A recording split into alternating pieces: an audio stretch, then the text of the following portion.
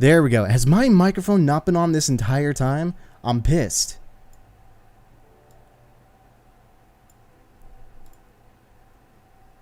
Dude, that's like 10 minutes of talking and no one heard a goddamn thing. Alright, well, I guess it's my fault.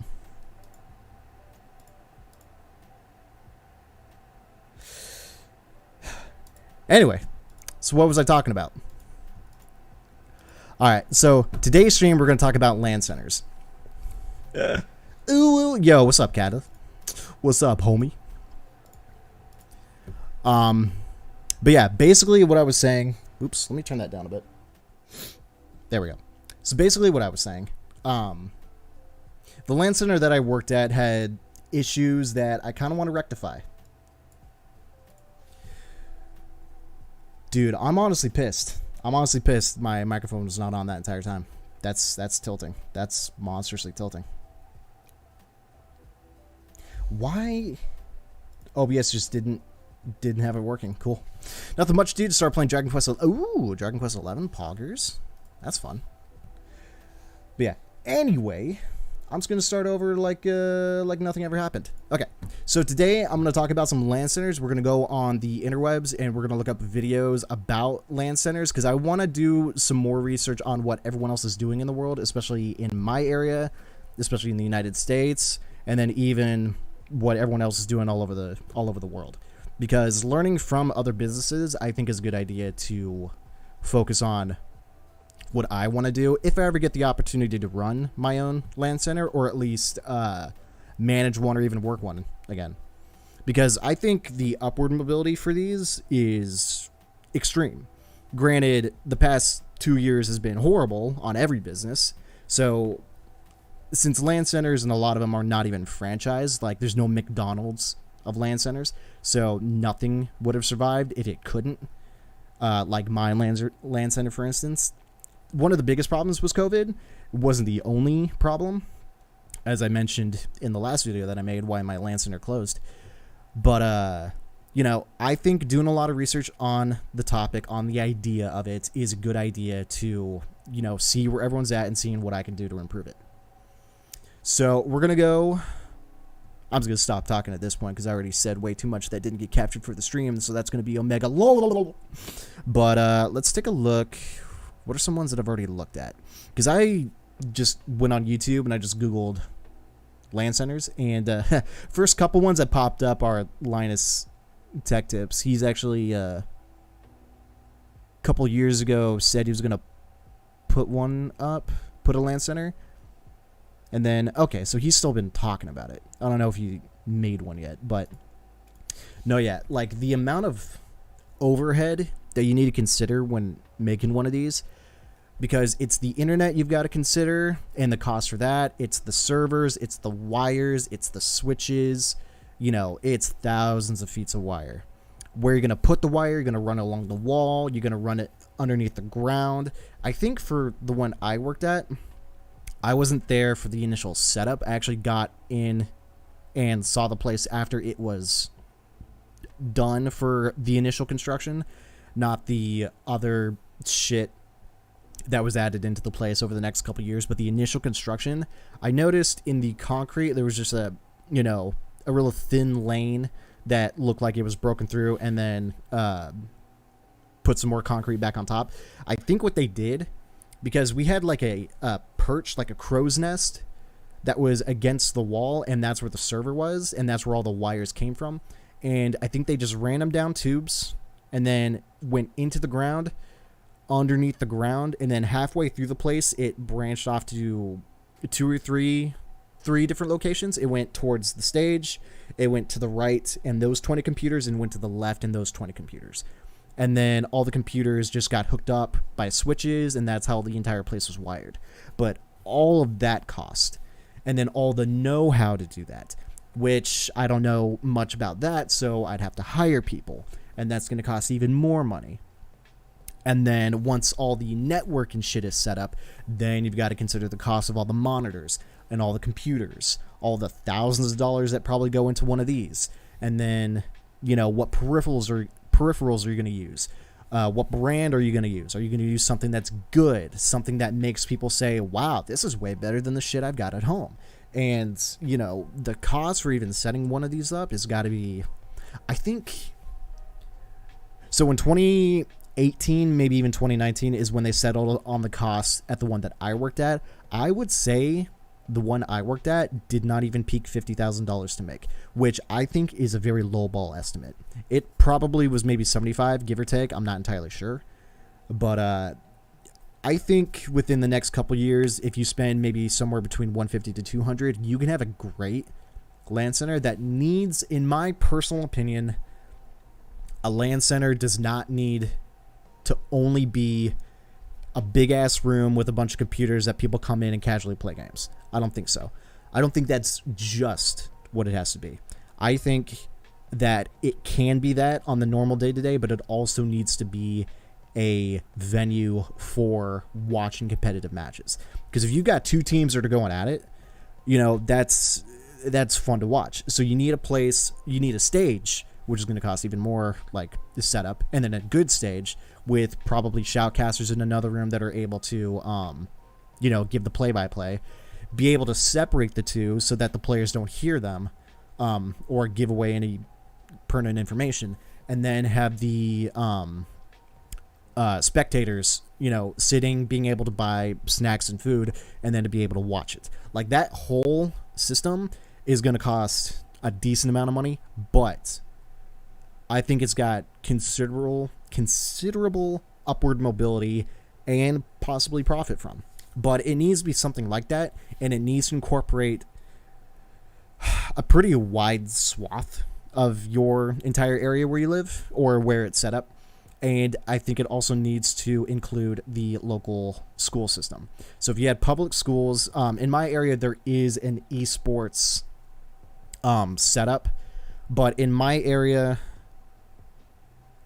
it would be able to, you know, cover how many schools? A decent amount. Like, I'm talking 15. And if it was a venue for all those schools, probably even more than that if you talk about middle schools and high schools in the other districts. Irregardless, if you were to include the probably 10, if not 100,000 kids that make their individual teams, and then all the parents come in to watch and all the friends come in to watch, and, you know, they would pay for concessions, they'd pay maybe for tickets, maybe not, all depends. And then the school systems would also pay to even use the venue. I think having something like that is insane. It's got insane potential. But it all depends on how much it's going to cost, whether or not everyone's going to be down to do it. So you'd have to hit up all the school districts and all the coaches. We got hit up, I shit you not, by a couple different high schools in the area where my LAN center was. We got hit up by a couple of the teachers that were taking over as the esports coach of that school to see if they can come use the place for practices and for games.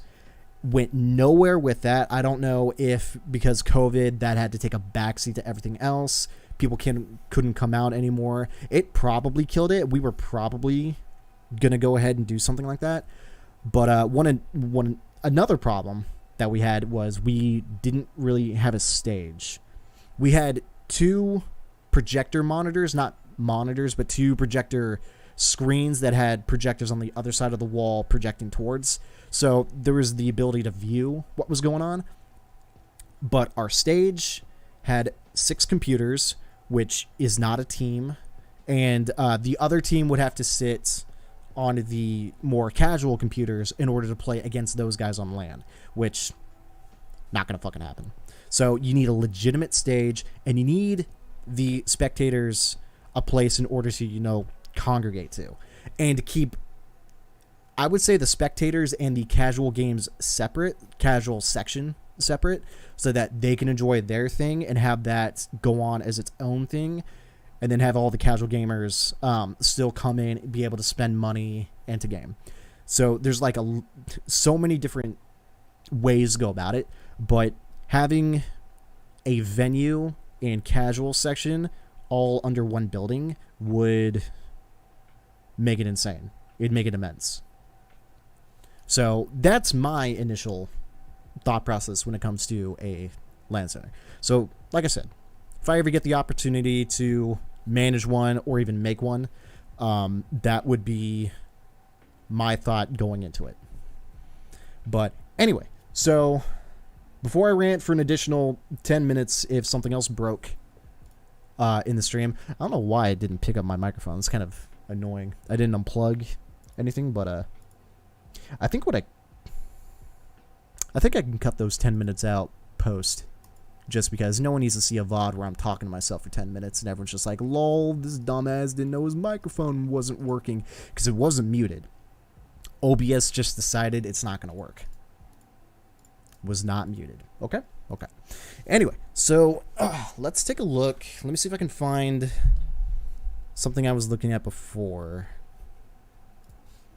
Because I looked through a bunch of videos. I even looked through videos on network setup, LAN setup, data center setups, even how fiber optics work, because I had an idea how they worked, but not like the initial idea how they worked. Fiber optics are crazy. But let's see if there's something new. Oh wait, hold on. Let me do LAN centers in the United States, because this is what I'm more concerned about than anything else.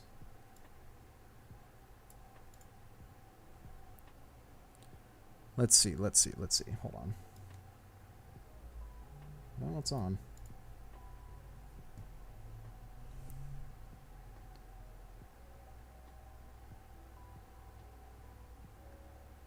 Okay. Inside the new $50 million gaming center. Okay, I'm interested. $50 million. Oh. I believe, who is this? This is TSM's sort of player area. I wouldn't. Okay, let's take a look at this. The world of streaming and esports has certainly changed over the years. What started with a legion of players broadcasting from their bedrooms is about to transform in a big way thanks to TSM and their $50 million facility opening up in the near future. What will the esports gaming hub have to offer? And to preface, this video was uploaded 2 years ago, so actually I have no idea whether or not this is... I'm assuming it's probably done at this point. Features could set the blueprint for gaming forever. And how do you get a chance to go inside? Well, we have all the details and a detailed look at the impressive facility that is already attracting some of the biggest gamers all around the world. In the heart of California, TSM is nearing the end of construction. Okay, so that's one thing that I was talking about with some other people that have worked at LAN centers, especially in my area, is they're probably way better off in the United States at a more densely populated area like San Francisco, Los Angeles, San Diego, the more like city sort of sections, because they have the better ability to get to places by walking to it than they do out here, because we are very much a drive dependent sort of location.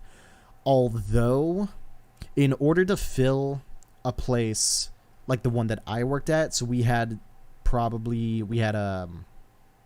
many did we have? We had about like 40 something computers, 12 consoles, and about 12 to 13 different VR headsets. In order to fill the entire area on a weekend, that's not a lot of room.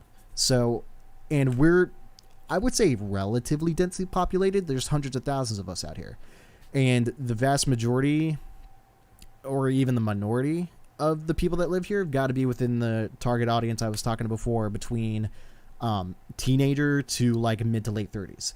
The people born in the 80s and 90s are probably the target audience for gaming and even for LAN centers, especially the people that were born in the 80s and 90s, because we're actually accustomed to physically going to places more than the kids that were born in the 2000s and even the kids that were born within the last 10 years or so.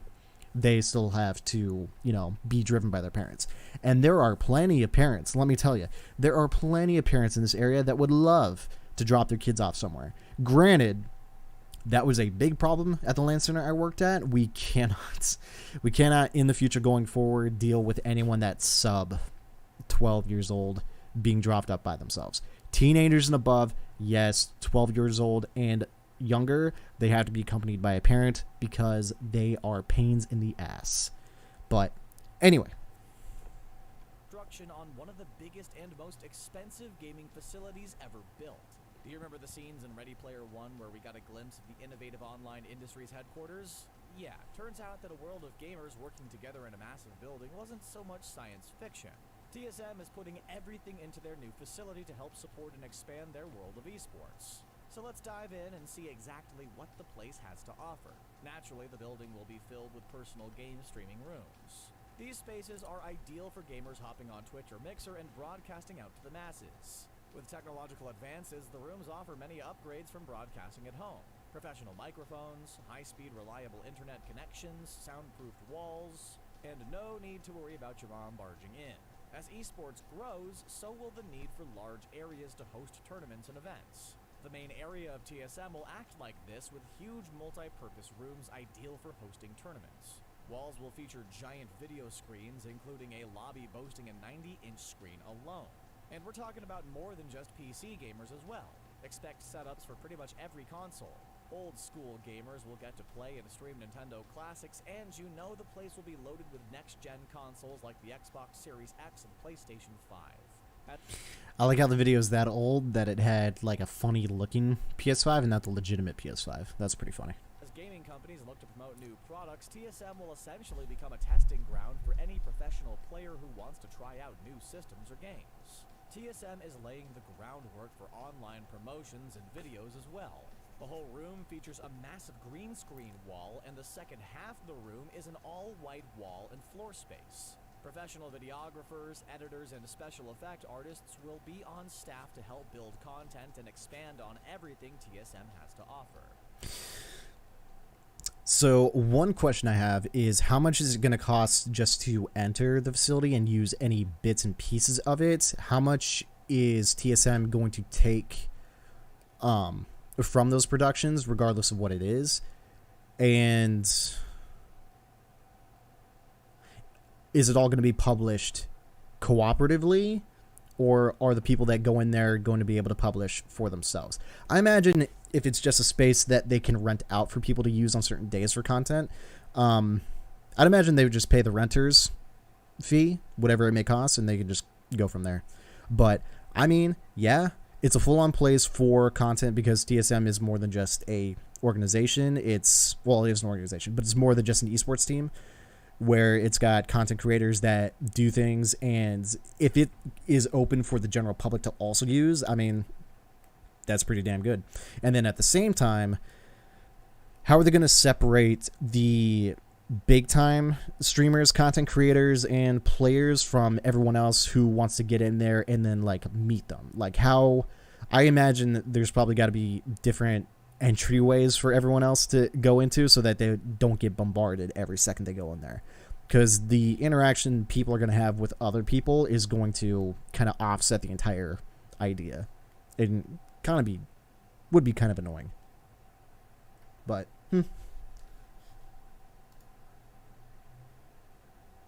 oh my god.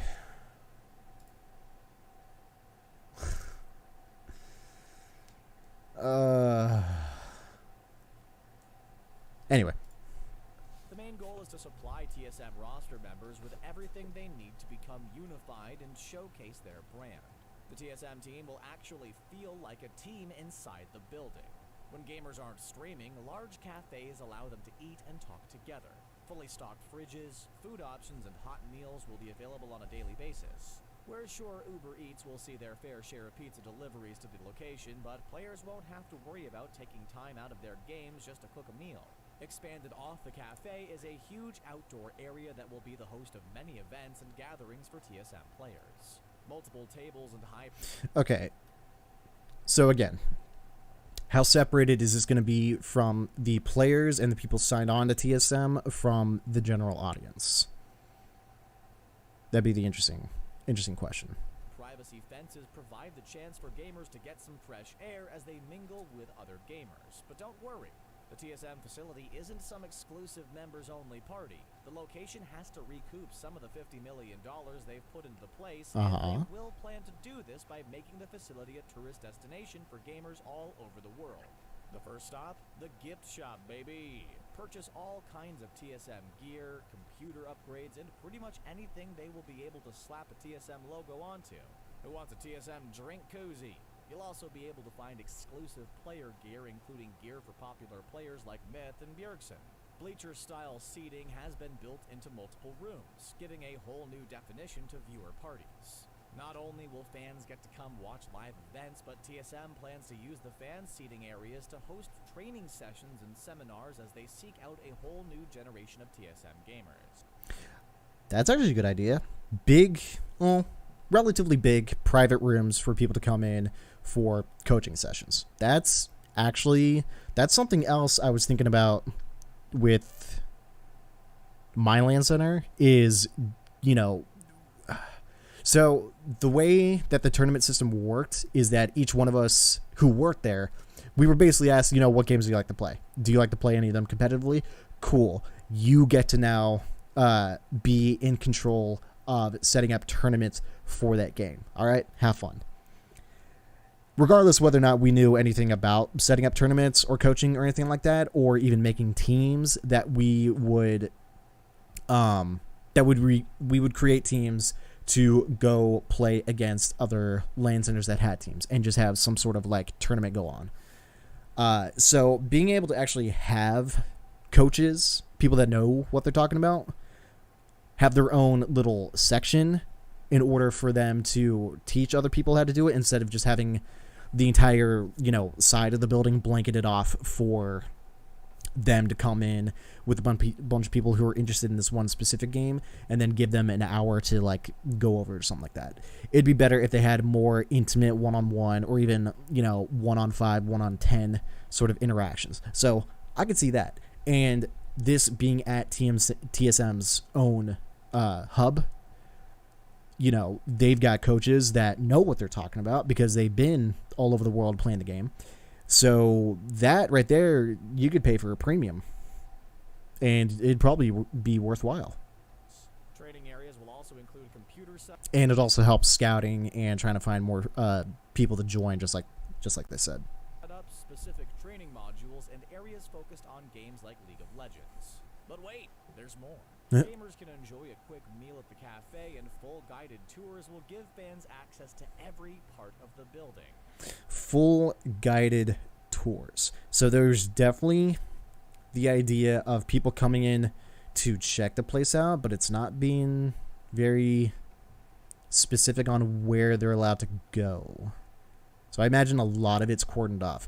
I would assume that entire downstairs area with all the computers, all the monitors, is probably where people can come in and pay, because I'm assuming this is a LAN center as well as the hub for the teams.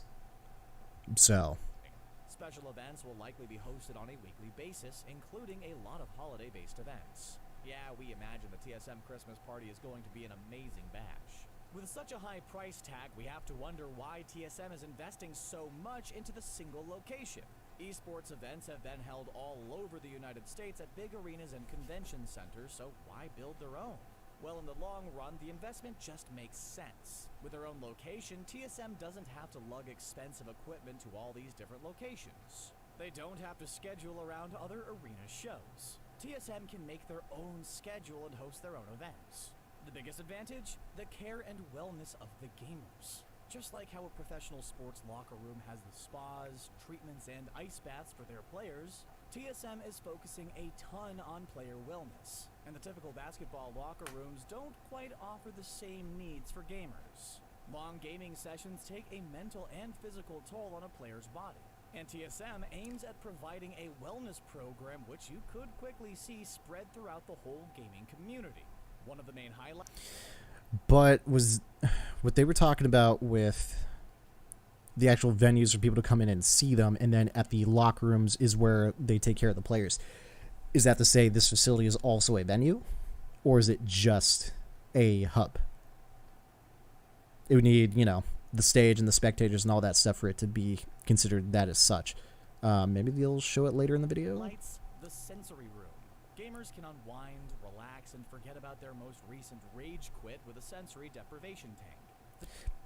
Okay. The tank allows gamers to float in a carefully maintained pool of extremely salty water, set to mimic the exact temperature and density of a human body, effectively cutting off most external stimuli from the outside world. The room also offers a quiet place away from the buzz, sound effects, and constant video game chatter. Gamers looking for a quick snooze between rounds? There will be multiple nap pods available. Gamers don't necessarily work the traditional 9 to 5, and a nap pod gives much needed breaks between some of the longer sessions.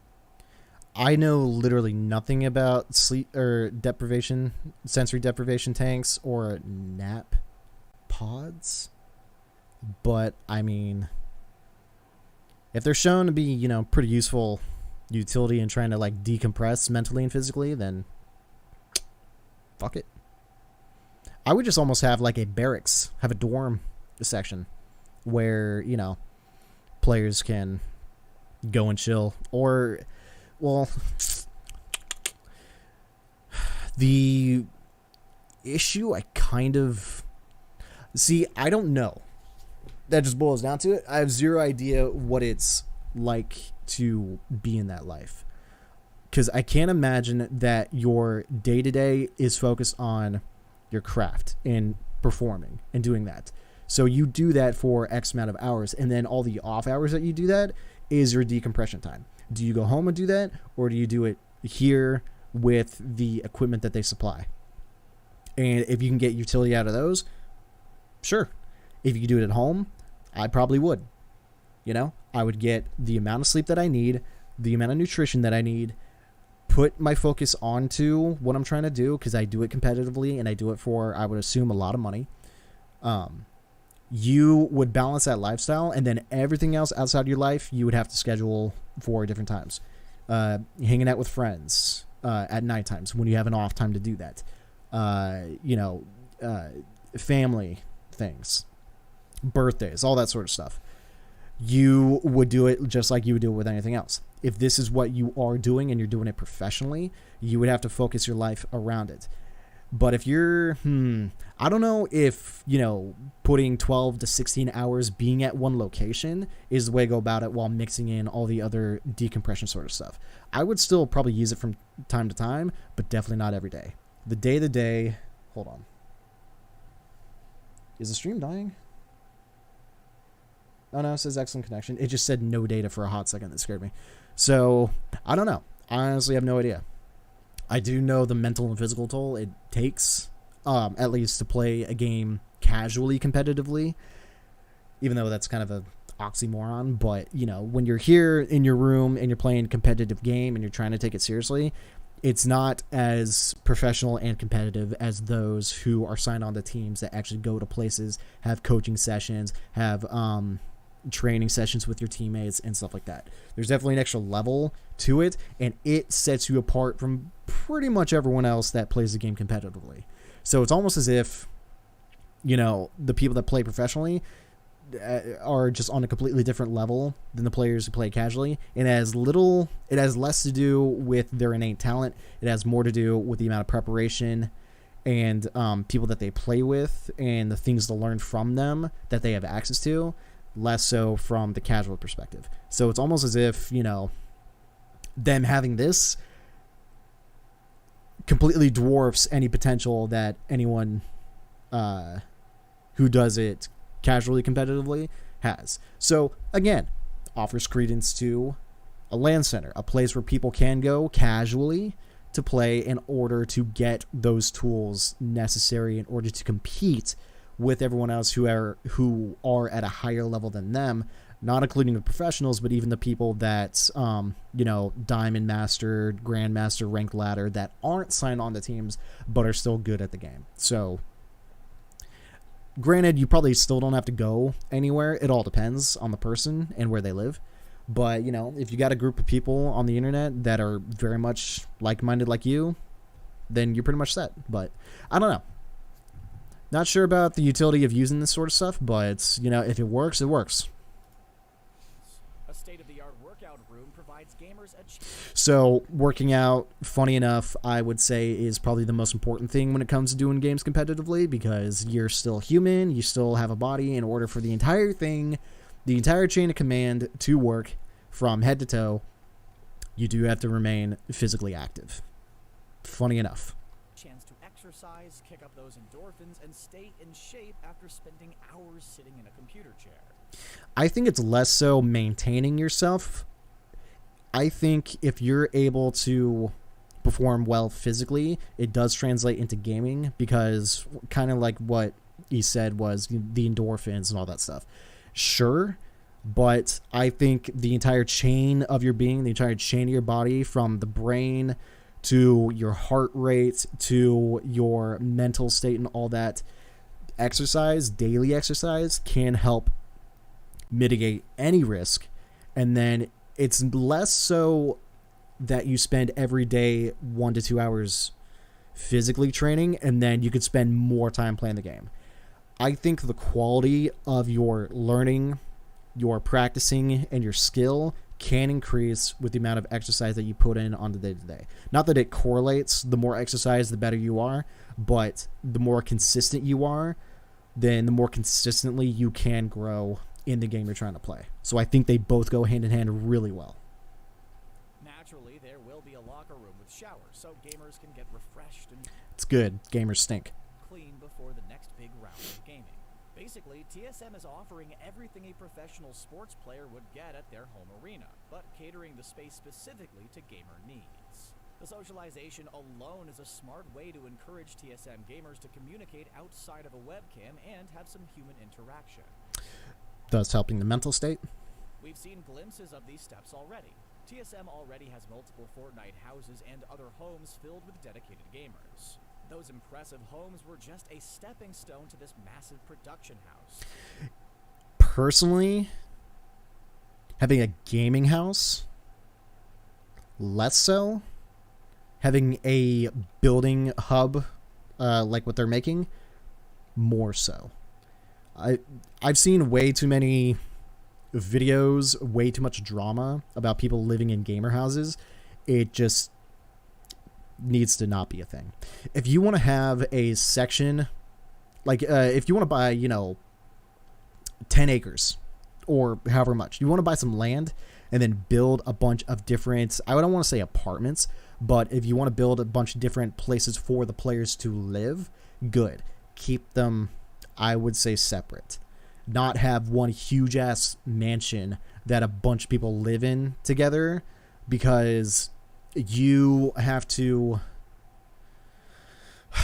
balance the people individually on trying to live together. And right now, I would say the most of the professional gamers are very young, like 18 to 25. So you're talking about a bunch of people that know zero about living with other people that are not their mom and dad or siblings.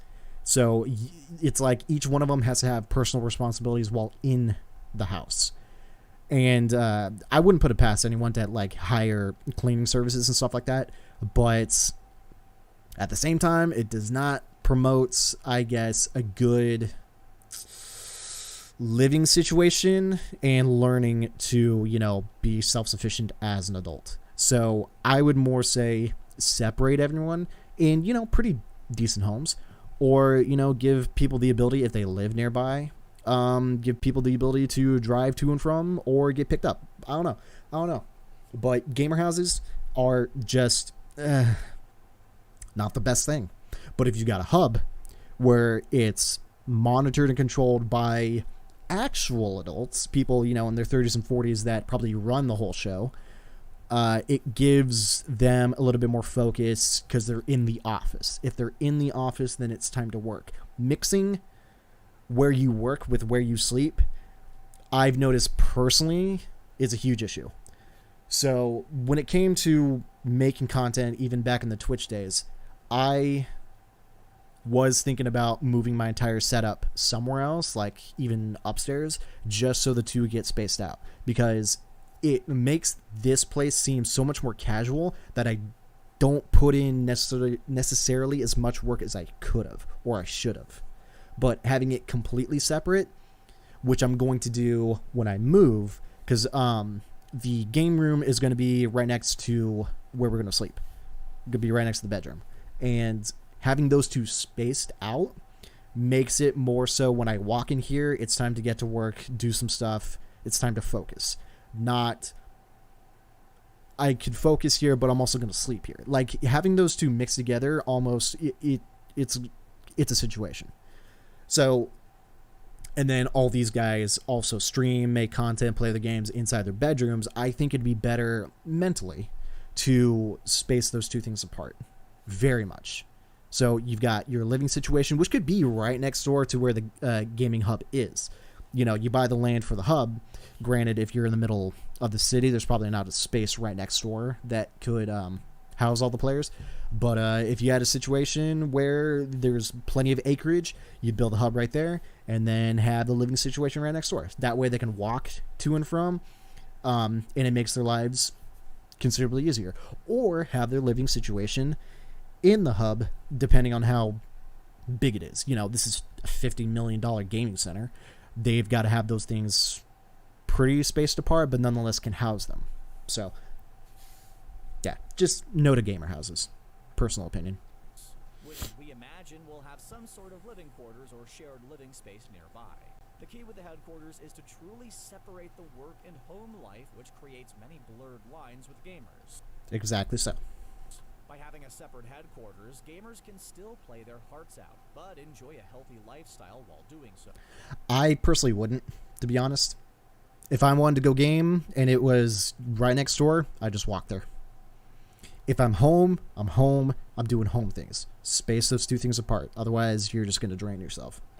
At the end of the day, gamers will return home to relax and not feel the constant surge for just one more game. It drains you. That's burnout. Probably one of the biggest problems with hosting gamer houses. TSM may be making headlines for their massive space, but they aren't the first to do so either. While gamers have been competing in games like League of Legends for years, it seems like their competition has really transitioned into a world of real estate. Take, for example, the 100 Thieves gaming headquarters. $35 million was invested into the location, which has... And it's in LA, so...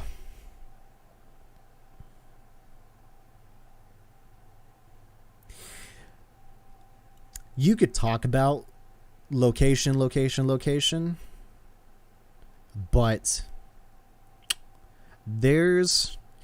it's gaming is over the internet. So long as you live somewhere that has good internet, you don't need to be in places where property taxes in general, cost so much.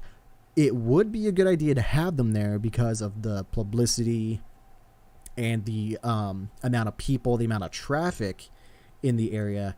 But I would almost use something in LA, San Francisco, San Diego as a like a reach out point, like a I don't know the word, but you know what I mean.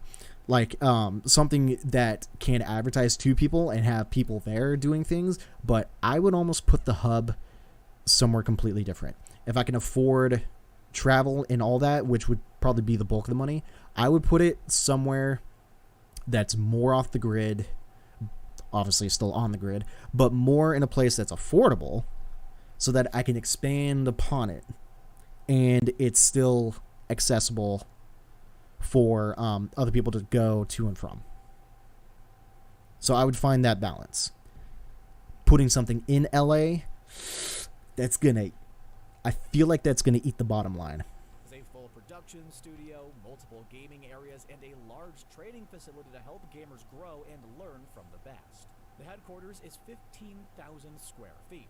How's that compared to TSM? Well, TSM blows it out of the water, setting the record for the largest esports facility with a whopping 25,000 square foot.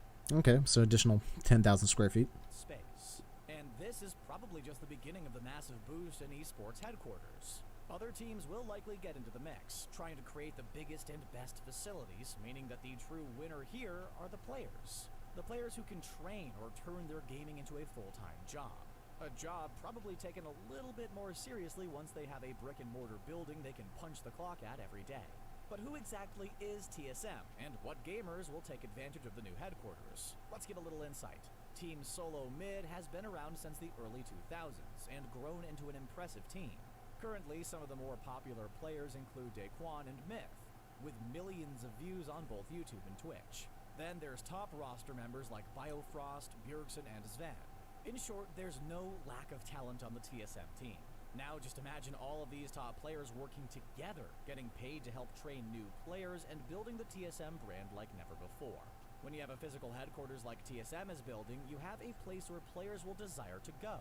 The state-of-the-art equipment and player care will only attract other top players to join the TSM team and allow their gaming future to grow.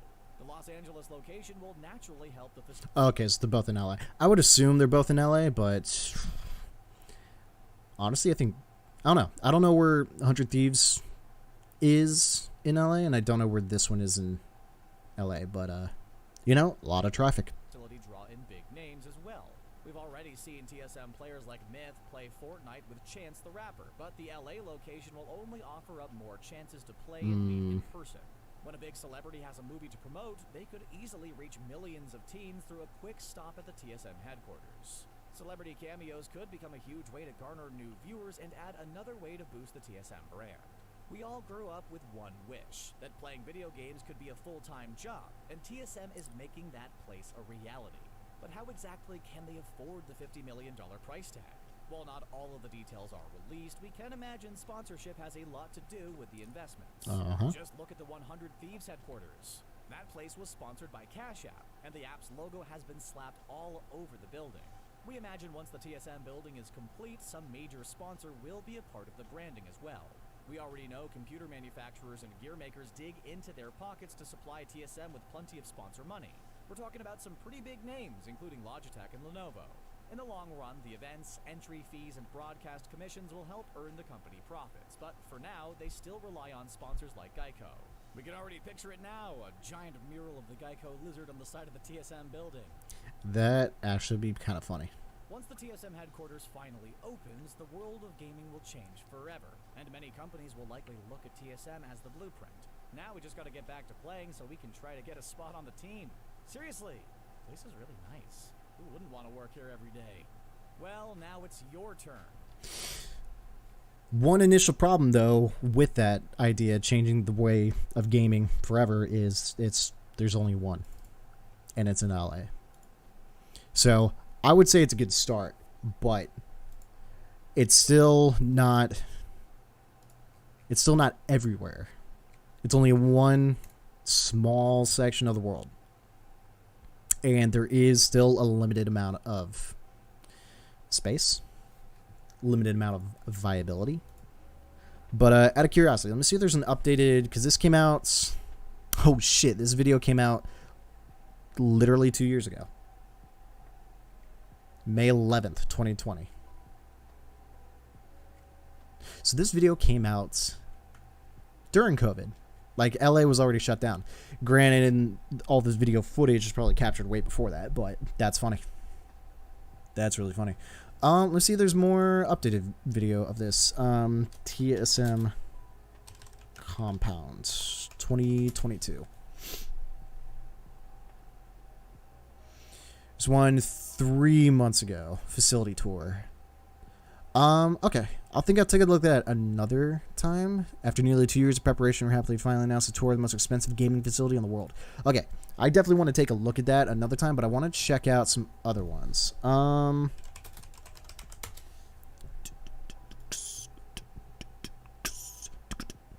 Let's see. Oops.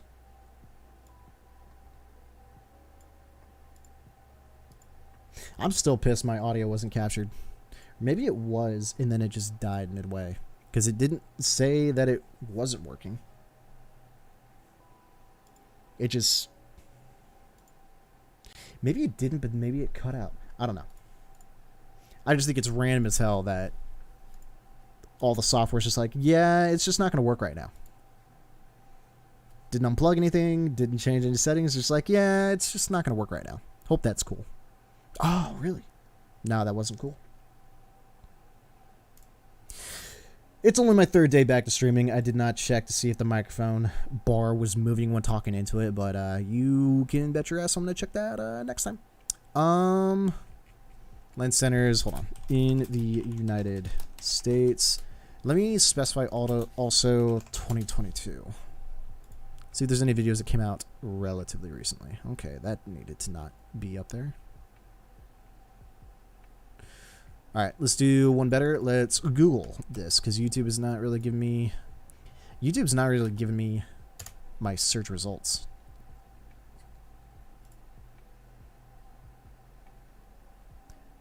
Ten major esports LANs planned for North America 2022. No.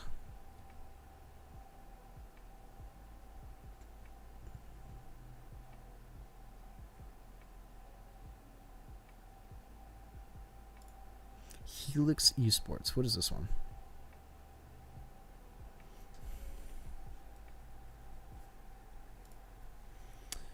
Ooh. What is this place? Esports for everyone.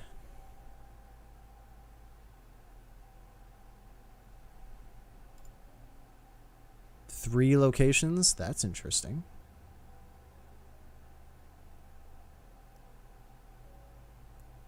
6,000 square feet, 5 rooms including private and semi-private rooms, 110 i5 1080 PCs.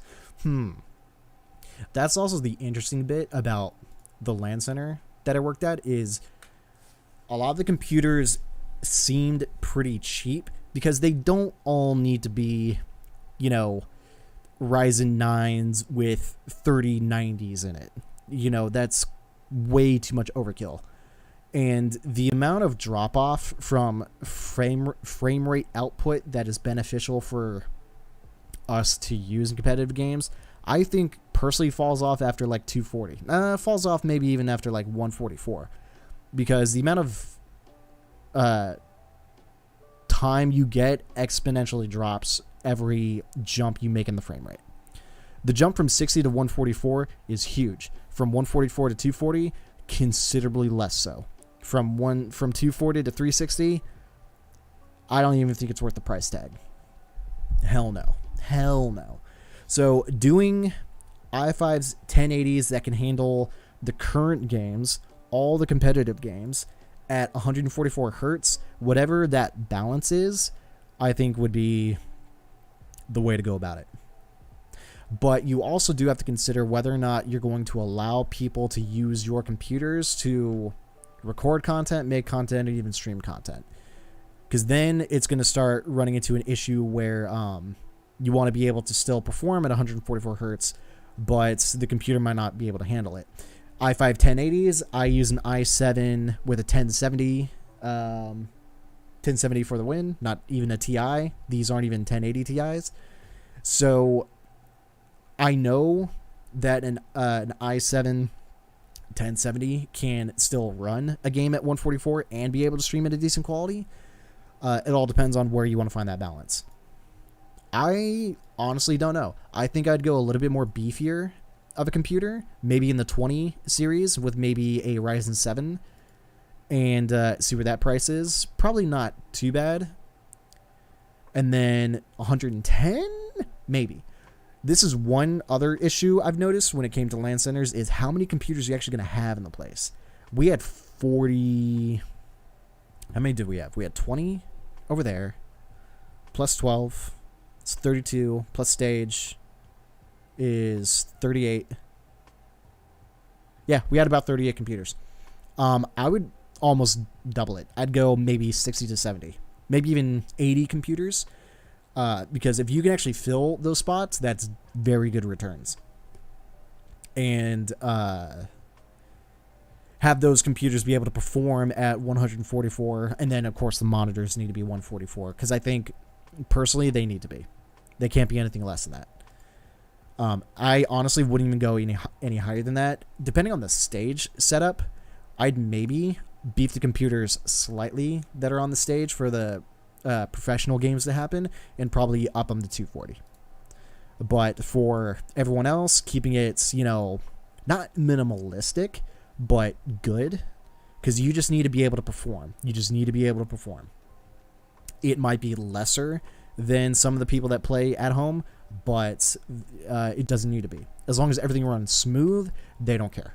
Everything runs smooth, they have good games, everything connects well, and it's consistently running well. no one's really going to care. The only time anyone gave a shit at the LAN Center I worked at is when computers, for some reason or another, started to restart themselves without notifying anyone, doing it randomly. They were slow, they were lagging, just random shit that popped up. But let's see. Right. To be honest, I had no idea where North Bergen is, but it's in New Jersey. Okay. The original Helix Esports located in New Jersey. With 150 permanent gaming stations, Helix Esports North Bergen is the largest gaming center in the United States. I could believe that. But if they've got 3 locations, they must be doing well. And New Jersey, again, you know, probably a really densely populated location. So, probably be a good idea. And then UCLA, naturally, in Los Angeles. And then the other one is in MA, Massachusetts. Patriot Place, Foxborough, Massachusetts. What about you? 100 plus CyberPower i5 2070s. Okay, so new location. They probably had the money to afford bigger graphics cards, still i5s. Don't think that's a bottleneck issue.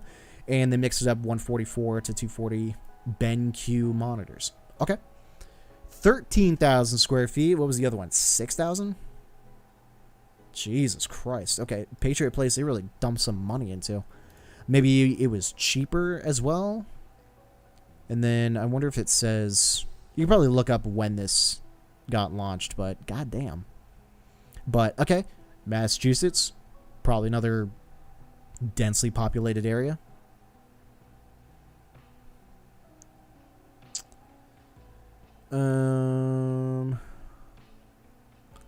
Oh, here we go. Helix Esports Patriot Place is also the official practice facility of the Boston Uprising. Shout out to Overwatch. Okay, so it's a place that actually serves a purpose. So they can afford the bigger dick money, because they actually have other leagues tied into it. So, goddamn. And that's another thing considering is do you want to have people join in? Like other companies to help finance the place? Probably. But also, it gets it more out there for other people to come in.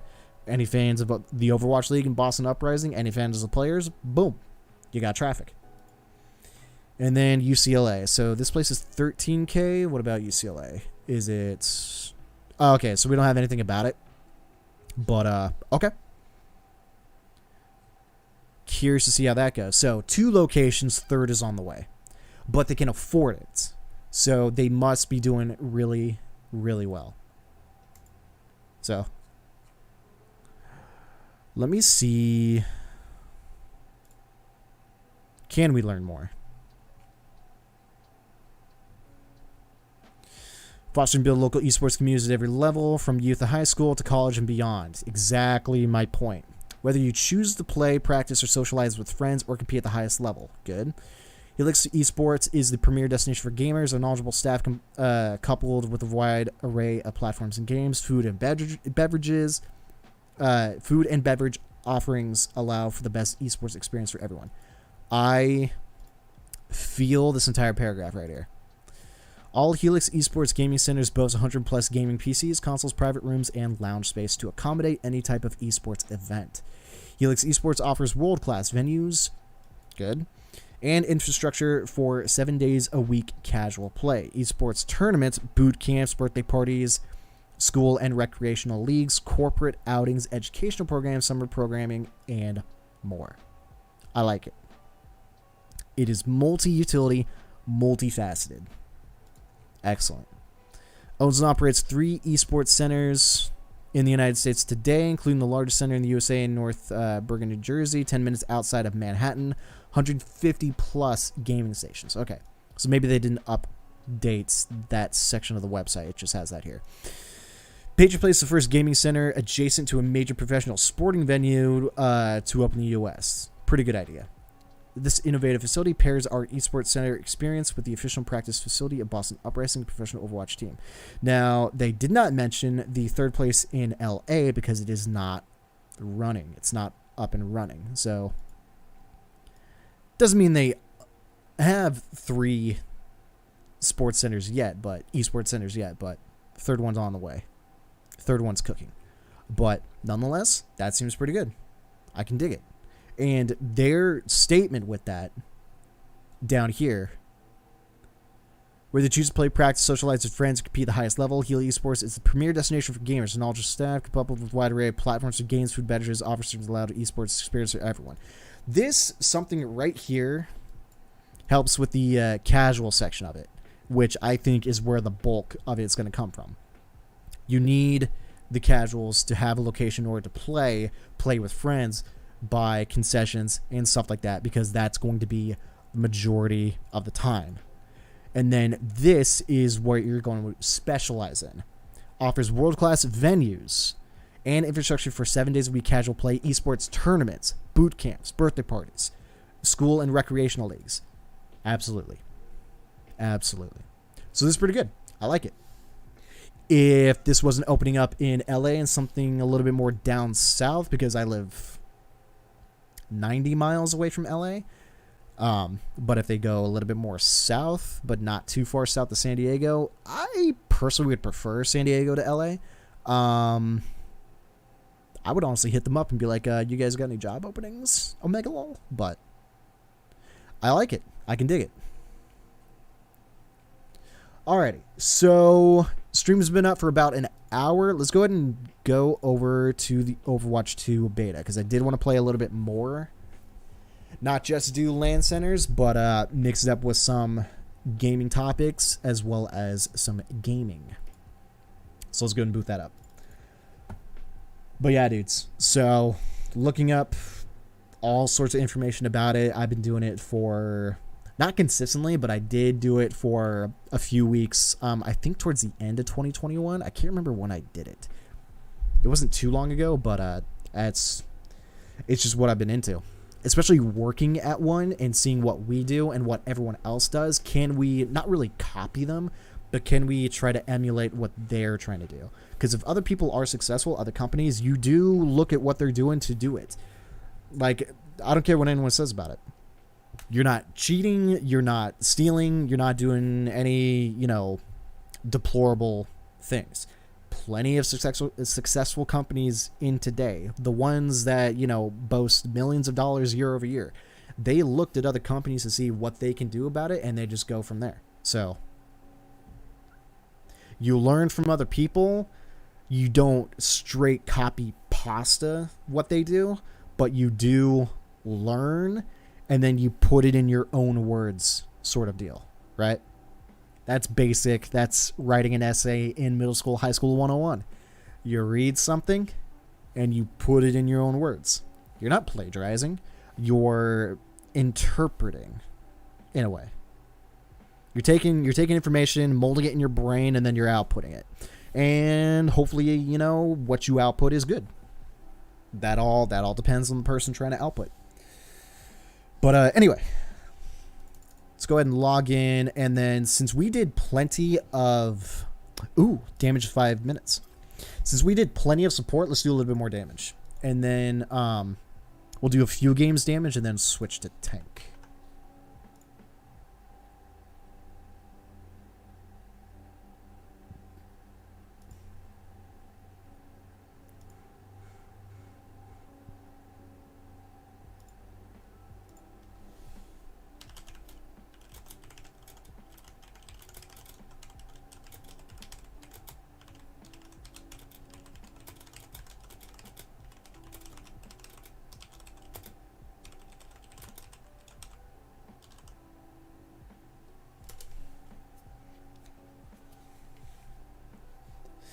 That's funny shit.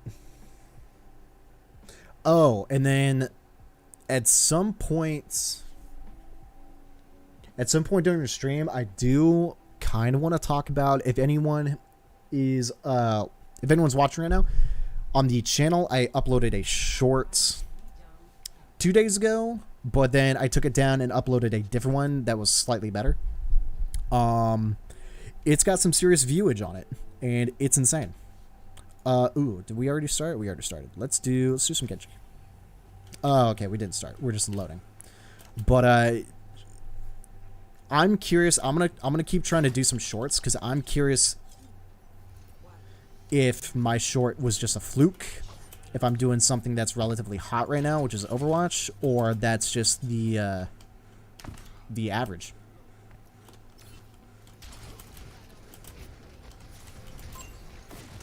I forgot my ping button. I'm just like, I'm trying to ping. Oh, all of our friends are dead, dude.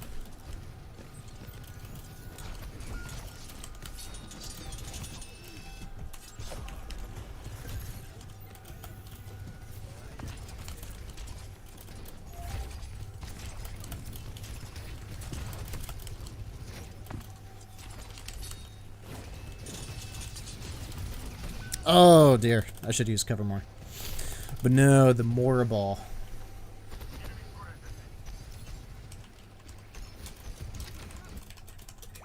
Sorry, talking to the fiance.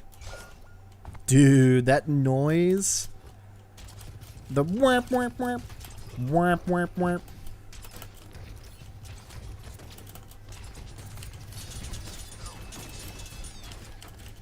Whap whap whap. Whap whap whap. Everyone just dying.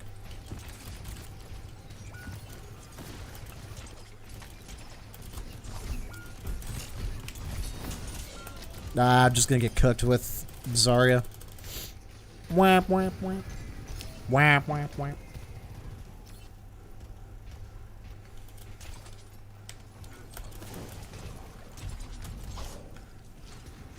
I didn't realize the lava was gonna cook me that hard.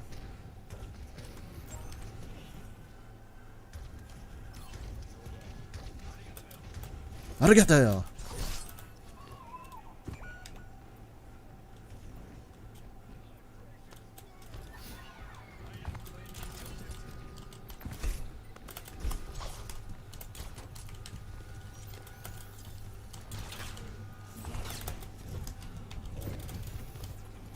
There we go. Pull off the point a little bit.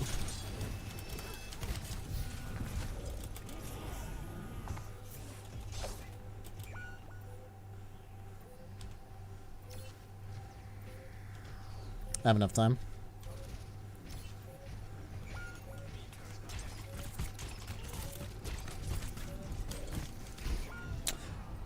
I pressed E. What the F sauce? Oh, that's literally... Oh, okay, that was the last round. Okay. Alright, no deflect. Probably hit that way too late.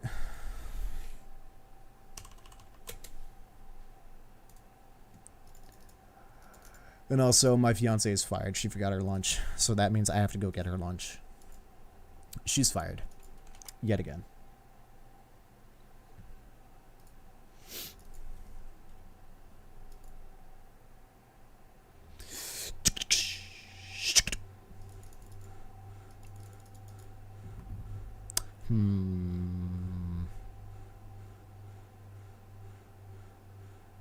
So swapping... I'm still trying to think. Is swapping characters in Overwatch 2 way more important than doing in Overwatch 1? I don't think it matters so long as the character you're swapping to, you can actually perform with.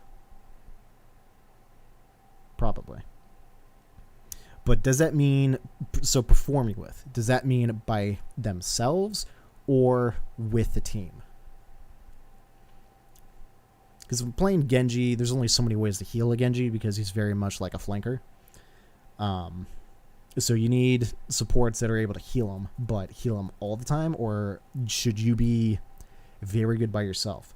When it comes to flankers now, do they need to be self-sufficient and not rely heavily on healing? And more like they can go to health packs and whatnot, or what? But, don't know.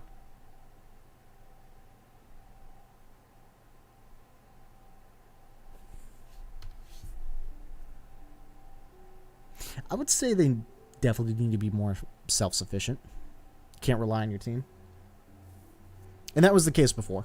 But I think the team was, better equipped to assist in someone needing help that was flanking. Probably less so now. Oh yeah. So back to the, did I talk about the short? So analytically, I think shorts really do get out there a lot more than normal pieces of content. Because analytically, I can see how many views it gets, but that's because the shorts thing operates very much like TikTok or Instagram. It's just this constant, mindless scroll sort of system where you just go content to content to content to content to content.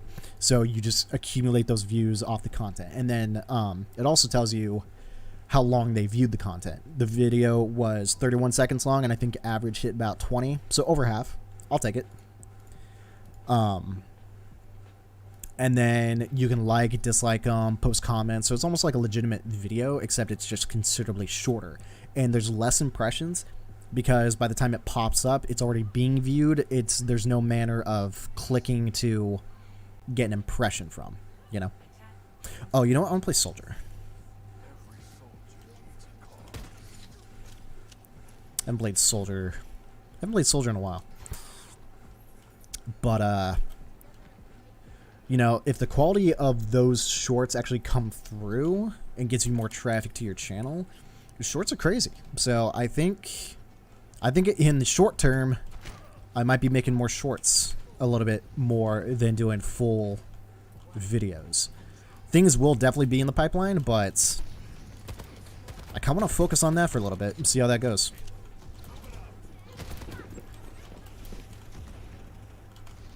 Where'd she go? No, that's a widow. Oh, that was a miss. Good job, Alex. I am so much more to the right.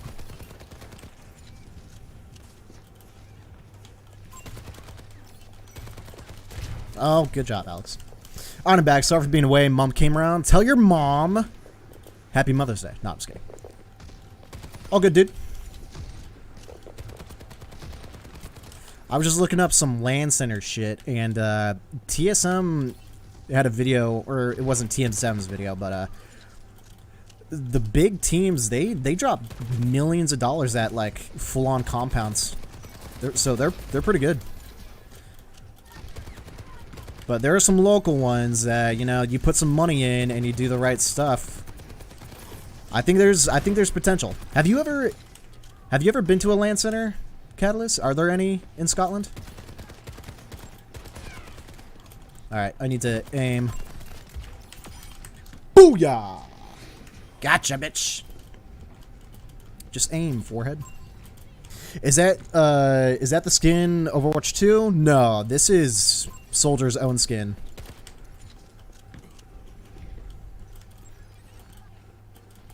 There's a tracer somewhere near us. On the lookout, looking out. But yeah, I think it's a Halloween skin from like way ago. Definitely pre-2019, because that was the last time I played the game. Well, roughly.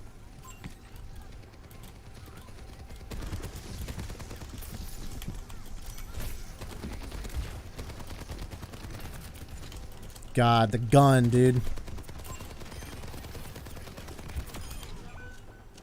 Good job, Alex. Good tracking, kind of. My tracking's not the best, but, you know, gotta practice.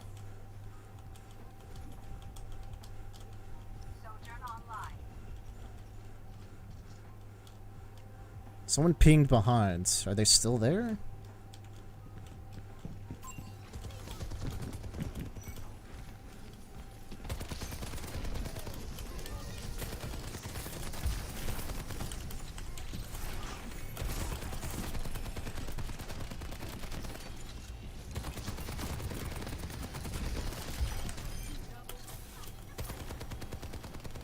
Hell yeah. Is skin making the gun beefy, or is that the new sound? I got stuck. That is the new sound. That is one of the Overwatch 2, like, updates, because they did a lot of gun sound updates. Oh, I didn't get stuck. Brig got stuck. Thanks for killing me, Brig. But yeah, nah. Soldier's Gun sounds. But yeah, that's a Overwatch 2 update. That would be really cool if skins played into the audio. Or no way, they kind of do, right? Something's.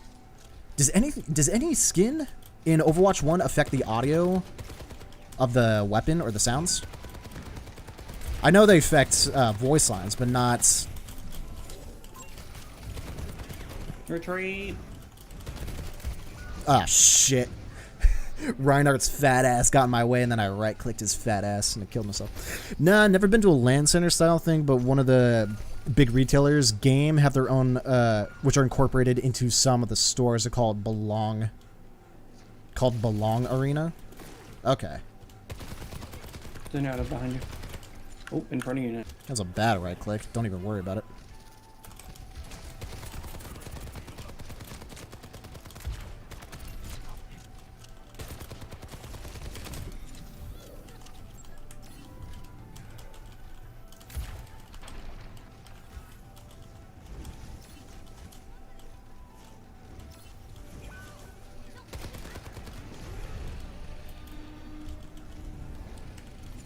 She's actually not going to tank. Or flank. Woo!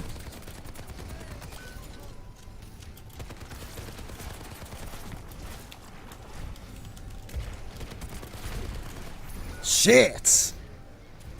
I got that tracer though. That was good. But yeah, man, was basically just like LAN centers just need to be a hub. There was one that I found before coming into Overwatch called Helix. They've got 2 locations and a 3rd one on the way, but you know, they pretty much said what I want out of a LAN center was it needs to be a hub for gaming, for local community shit, for school shit. Something like that. That's honestly the goal.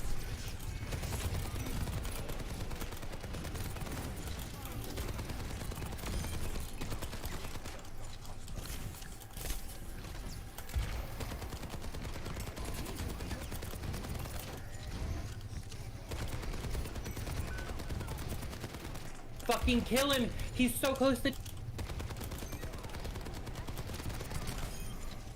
Fucking kill him! I did. You're welcome.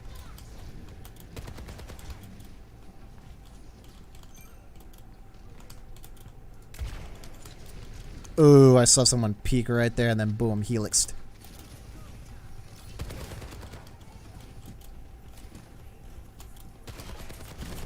Oh god. Damn it! Sent you a link on Discord if you want to investigate. Hell yeah. I'll take a look. Whap, whap, whap, whap, whap, whap. All my friends are dead.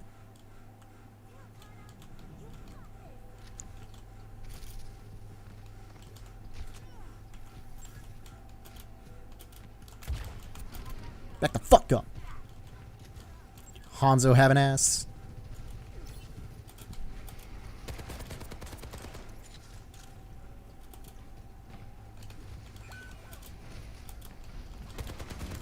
That was bad. Right click. Don't worry.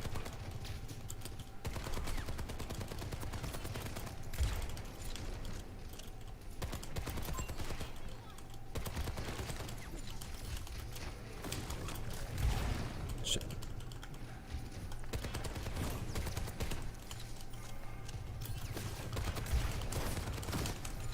Ah.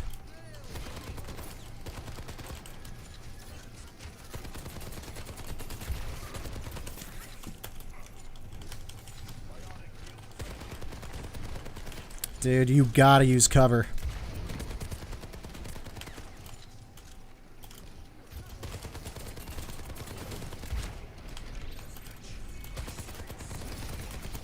No!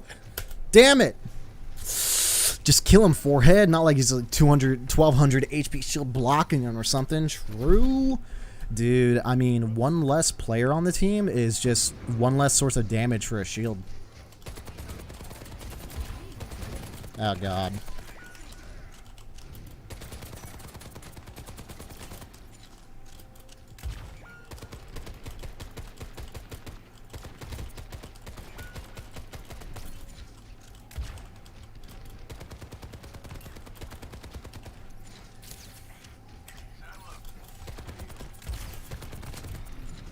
Chill with that shit, bruh.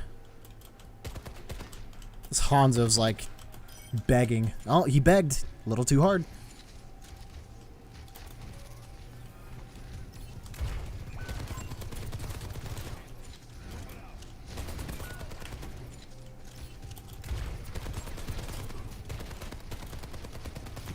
What up, boy?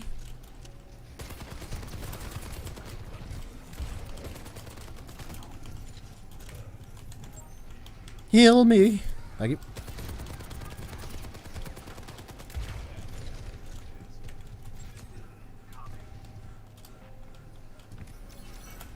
That's a dead Hanzo. Potential. Dude! Fuck that nade.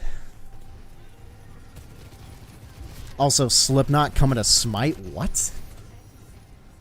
What do you mean? Yeah, that soldier skin's pretty cool. I want it. Yeah, it's pretty cool. I'm missing so many skins, though. It's not even funny.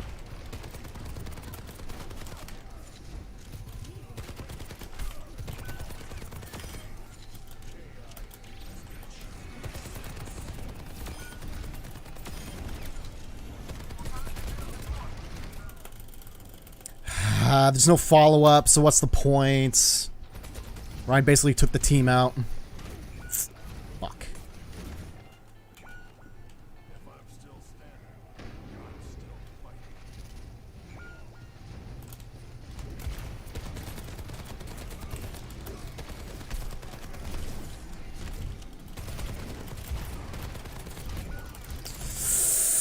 Dude, Ryan... I don't know. That's tough. That's tough. Ryan's a brick shit house. And he gets pocketed, that just makes it even more difficult. Alright, let me take a look. Smite Slipknot. That, interesting.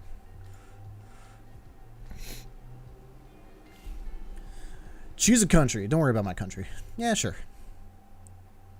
Watch, play, compete.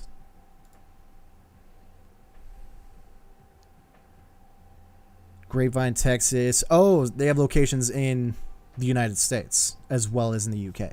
Oh, okay, okay. Interesting.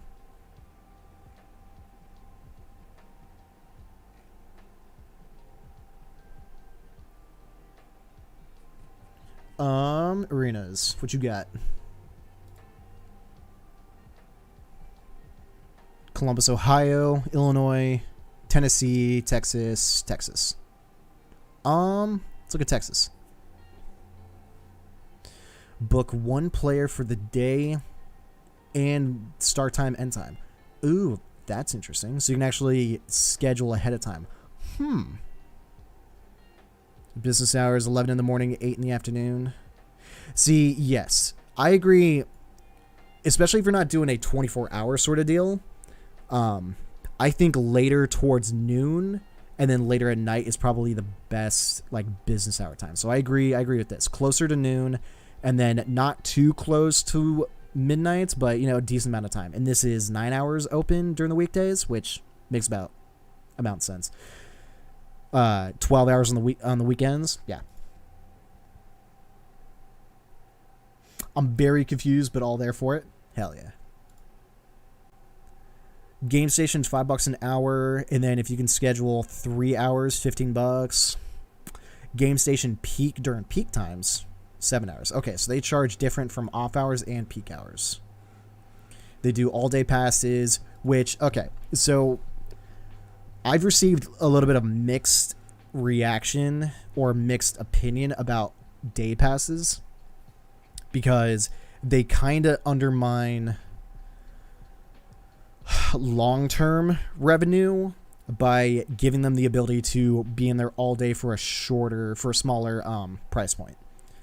But if it works and then they charge two different ones, one for off hours, one for peak hours, so that probably might compensate for it. But I've been seeing a bunch of mixed reviews on doing day passes. Become Legend membership. This is what I'm most interested in. $30 a month to do a membership. I'm curious what this entails. Does it say anywhere what you get out of $30 a month? More. No. About might not get me anywhere.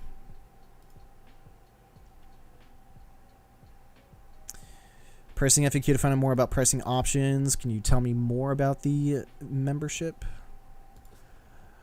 Let's see if I can control F. If I can spell it. Nope. How do I book? We're gonna... how old do I need to be? Oh, I'm curious about this. Any child under the age of 13 must be accompanied by an adult during the time in the arena? Yes. Children are only permitted to play suitable age-rated games unless specified by the parent or guardian. Debatable, but yes. 12 and under needs to be an adult present. 13 and over can be dropped off by themselves. Yes, absolutely.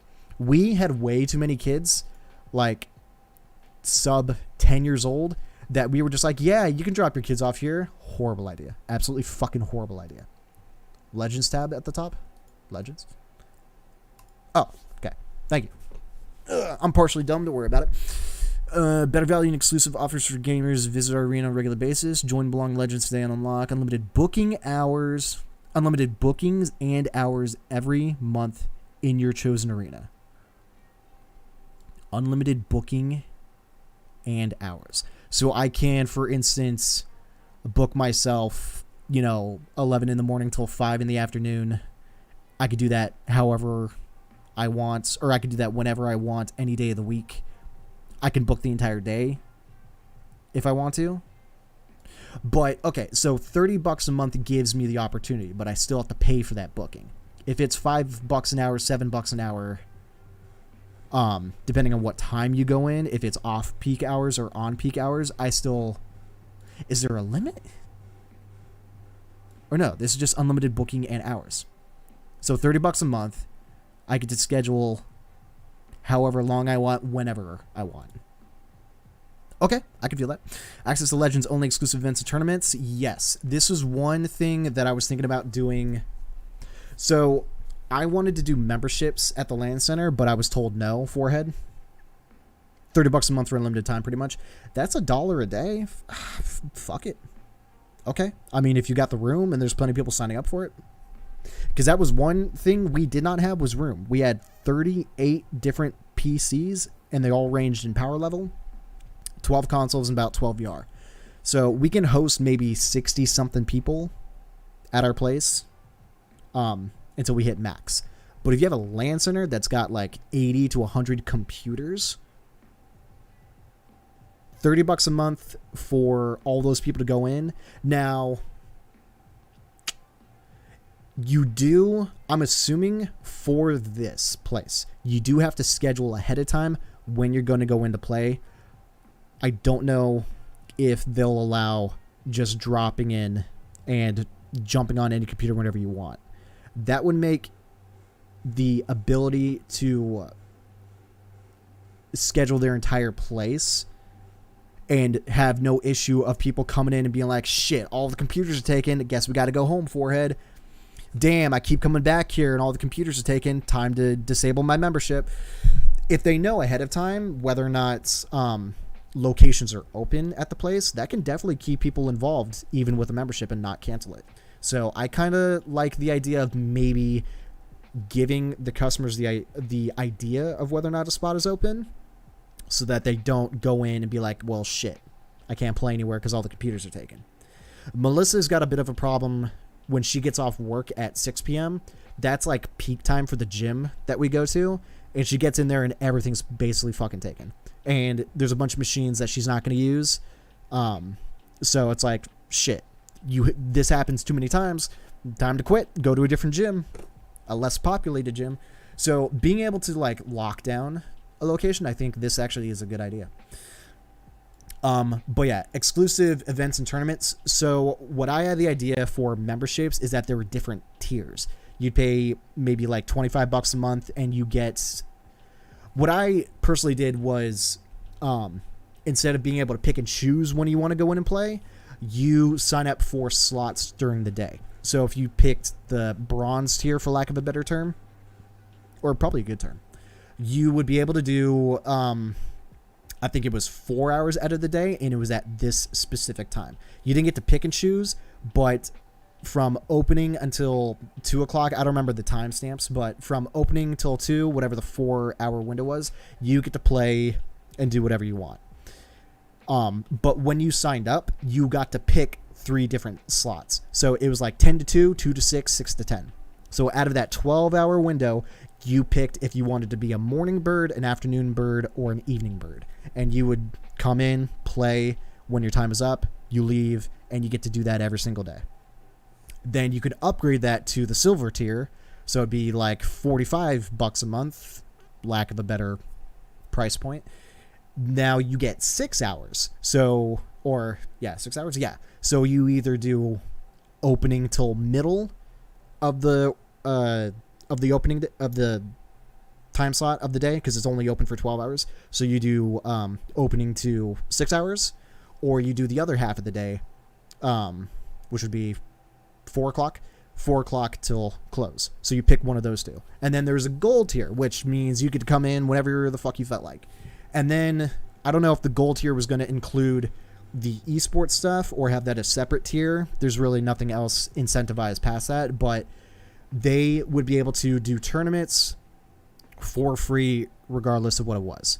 The previous tiers would get a discount, but they would still have to pay something for it. But yeah, there was a bigger incentive to pay a little bit more money to be able to play whenever you wanted, and you got exclusive access to the tournaments, and you got to play for free. Shit like that. But being able to book the time you want to go in and the hours you're going to play, good idea. And exclusivity. Incentives get people to pay a little bit more for months on end. And it's better to have subscribers to it, because you can calculate on a month-by-month basis what the revenue is going to be, instead of hoping for people to keep coming in and paying every time that they do. Those people, I feel like, drop off considerably. If you have more people that are willing to sign on for a membership to do it, chances are they'll keep coming, and they might bring their friends. It can work both ways, but I feel like a membership is more reliable. Priority registration for select events and tournaments. Sure. These people get in first. Then we start letting in everyone else that wants to pay up front for it. Absolutely. A welcome pack, including pin badges and belong lanyard. Sure. More incentives. Merch. Registration. Priority. Sure. Absolutely. And for $30 a month, that's not that bad. It all depends, like, how much money are people going to, is the management going to spend on building the place? Big ass place, venue, concessions, casual gamer section, or I would just call it the floor. You're going to go work the floor. The floor is, where the 100 computers are, where people come and go, where you got to clean up, get everything orderly. There's a LAN center north of me in Fullerton that people can't order food from their stations. The software that they use allows it. And it's the same software that we use at the LAN center that I worked at. We never used... We didn't use like 80% of what that piece of software had the potential for using, which I think was a huge mistake. But what they did is that you can order food from your station. The employees on their computers at their like front register can see that you ordered it. You can spend real money. You can spend fake money that you can accumulate just by playing there, or any other incentives that you want to add to the system, and then they'll deliver it to you. I'm just like, yeah, sure. You want a chocolate bar and a soda? Fuck yeah. Give me $2, $3. Here you go. Genius. And they even cooked ramen. I think it was microwave, but still. Fuck yeah. We never did that. But it would have been good. We did sell concessions by wholesale at like a Costco or a Sam's Club or something. Bring it in, sell it for cheaper. Slight arbitrage, but, if you got sponsorships, then it'd be different. If you got sponsorships by electronic creators like Logitech, Corsair, shit like that, sell that at the place. Huge. Huge potential. But no, I like this. And stop trying to figure out where I live. Now, Ohio, Illinois, Tennessee, Texas. Unfortunately, the only locations close enough to where I live is Texas. And that's not even close. That's 1,000 miles away. If they go west and go, so there's plenty, I think there's plenty of LAN centers in Los Angeles. It'd be pretty dope if they went even more south towards San Diego. Maybe set up one of those here. But that's pretty good. I think, so there's locations here in the United States and the UK.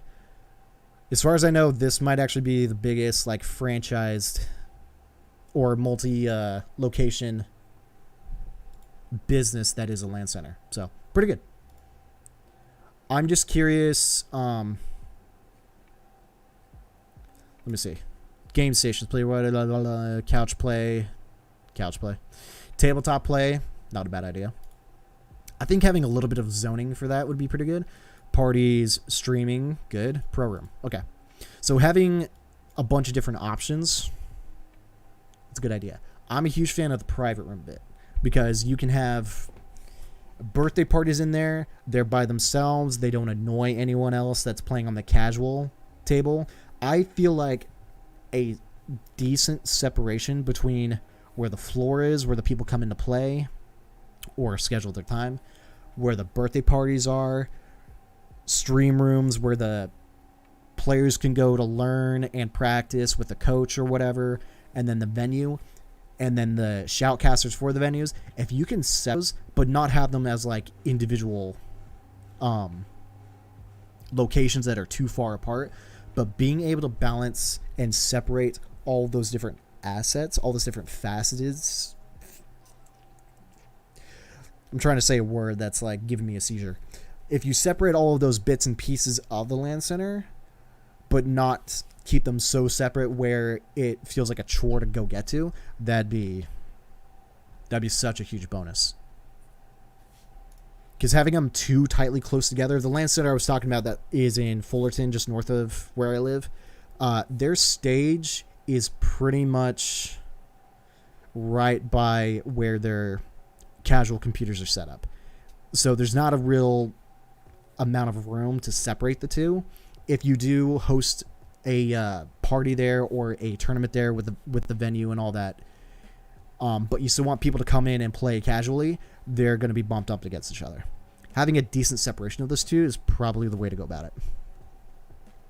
Successfully cut my finger cutting a roll. God damn it, Catalyst. I cut my thumb a couple months ago on some like brand new knives as I was cutting an onion. Was not fun. It kept bleeding. Didn't need stitches or anything. It was still pretty superficial, but you know, when you cut yourself and you're just like, man, I'm dumb. So I feel you. Sponsored by Omen, HyperX. I'm assuming these are sponsored.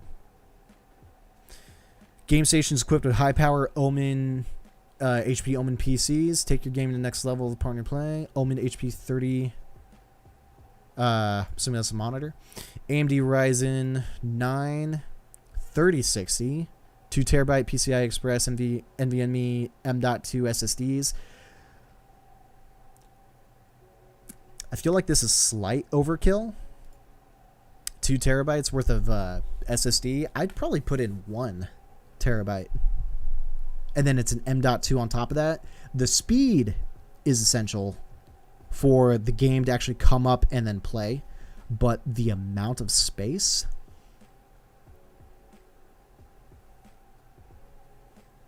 I don't know. HyperX 32GB DDR4 RAM. Yeah. DDR4 3200. Sure. 32 gigs? I could probably go half that, save some money. I don't know. The balance of the computer tech you want, because you also want something that wows the people. A 3060? Fuck yeah. I'm in there. I can't get a 3000 series card to save my life. But, yeah. I mean, if you're getting sponsored, too, then that's... Tip of my index finger. Dude, my thumb, like, when you cut your thumb, you realize how much shit you need to use your thumb for. Like, the pain was pain, but going to work after, having to use your hands for everything you do, that was annoying. Very annoying. But, no, I can dig this place. For sure. But like I said, they go a little bit more west. A little bit more west. They go into California. I would definitely be down to check it out. There's a couple LAN centers, not really in my area, but somewhat I can drive to, that I still need to go check out. And then that's content. If I can actually get in there, film it, and see what's up. Granted, you know, I get permission, of course. Of course. But, oh yeah, I still need to check them out. Oh, Slipknot. Yeah, you're right. I forgot. Let's see this shit. Friends would walk up to me. Ad.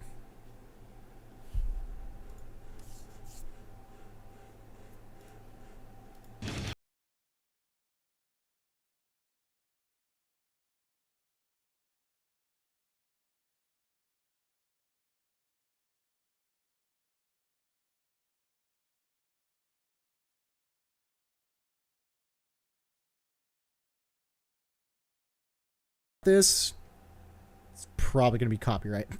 Oh well, that doesn't matter. But shit, that's gnarly.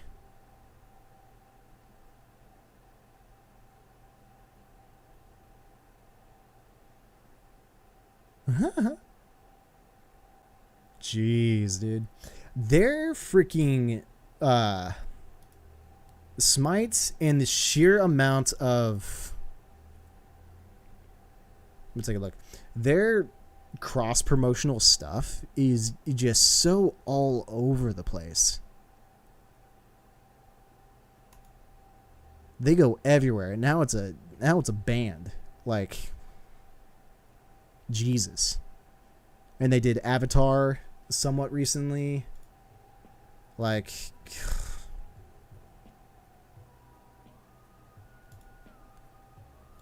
the stuff they get into, whoever's in charge of that whole like promotional stuff, like, you get out there, it's impressive. Avatar, TMNT, I kind of get right, but Slipknot's out of left field. Yeah, like, that's crazy, legitimately crazy, but cool, very cool.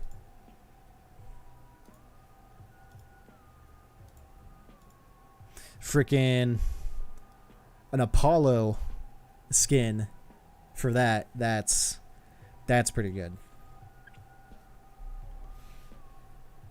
Makes a lot of sense, but that's pretty good. All right, I'm gonna queue for tank and DPS, so we'll see which one we get. But shit, so TV shows, animated shows, a band, what else can you do? Artwork. Imagine oh, what's that Japanese god with the brush? You know which one I'm talking about. Imagine he gets like a Van Gogh skin. I don't even know. They've done Bob Ross. Fuck. What else?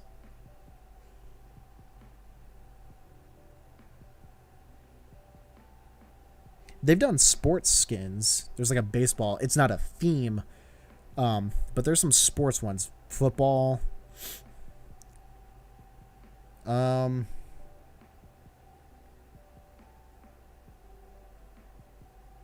mean, obviously they can do some more music, not just Slipknot. But, I don't know. What else? What else is there? Just materially. Jonquil, yeah. Yeah.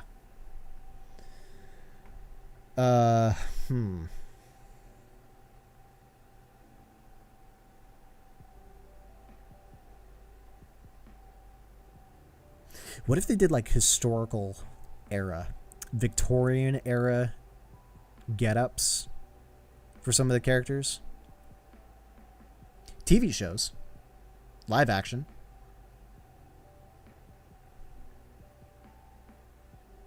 They might have done a live action TV show. I don't know. I mean, more anime. Yeah, true. True. More anime for Aphrodite. I mean, not specifically Aphrodite. A lot of the females in Smite are very, So. Fuck. I can't think of anything. But of course, anything that's like trending.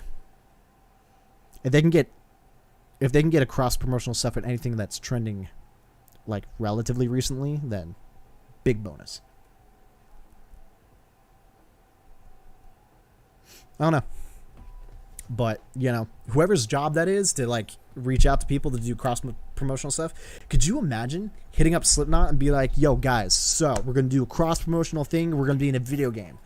And they're all just like, what? Who? And then there's like, it's going to be in Smite. And then they're again like, what? Who Megalol? Fuck, they did Stranger Things. Right. That was relatively new. I don't know. They probably did everything. Now they just need to do everything all over again. King's Row attack. Let's do Bastion. We didn't do Bastion yet. So I can't heal. I have a grenade. And my turret mode is on a timer. Brrr. Bastion go brrr. Okay, the nades got like a little bit of a drop off. They did Transformers, right? Sag, I missed the skins. True. Yeah, the amount of skins I don't have. Imagine. I've got dirt. Okay. That's considerable drop off. I'm feeding.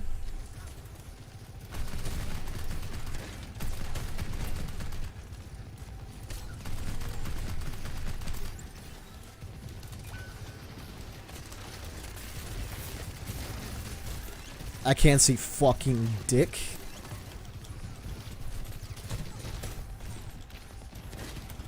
Oh, no, that shield is nicely put.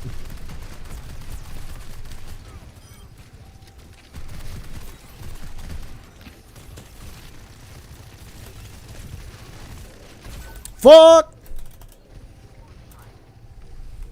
I'm feeding. Dude, I'm just pissed at the amount of skins I missed for Overwatch. Like, if I'm actually going to get back into this game for Overwatch 2, I miss out a lot of content. But, you know.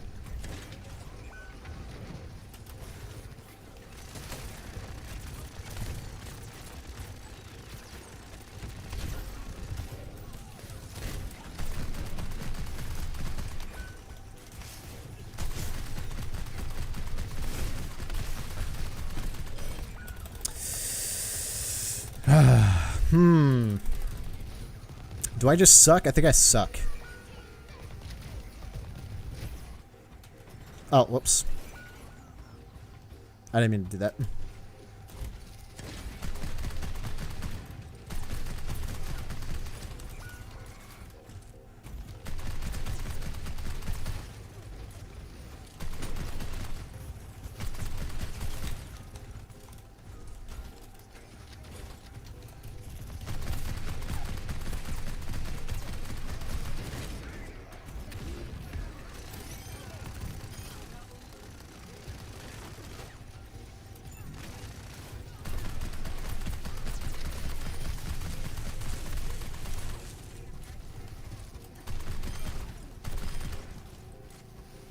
We did it.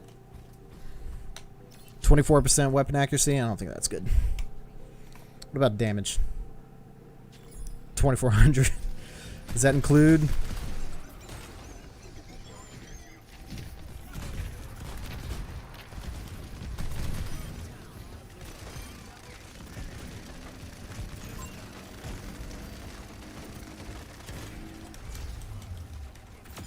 Hey, got him with the nade. Get out of here, kid. Bastion nade. Feels good. Oh yeah, I think at some point during this week or the weekend, I'm going to figure out what I'm going to play after Overwatch ends, because yeah, it's ending, I keep forgetting, the 15th or the 17th, one or the other. I think 17. But it's eventually going to come to an end. Unless Blizzard's like, lol, just kidding. I'm not fucking leaving!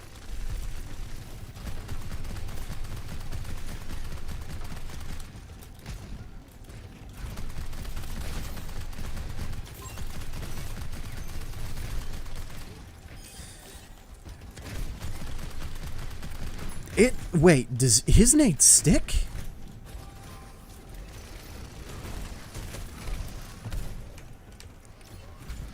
Does Bastion's nade stick? I missed.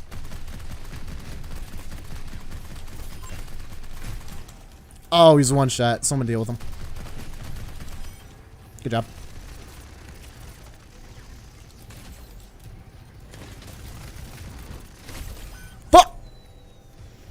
I'm feeding.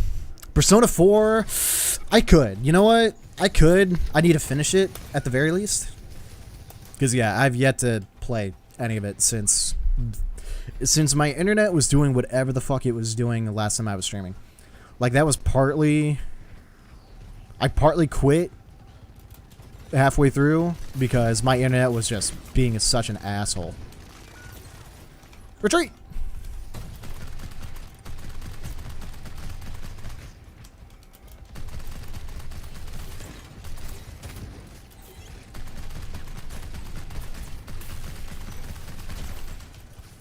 Is Bastion projectile? Or is that hit scan? That's hit scan.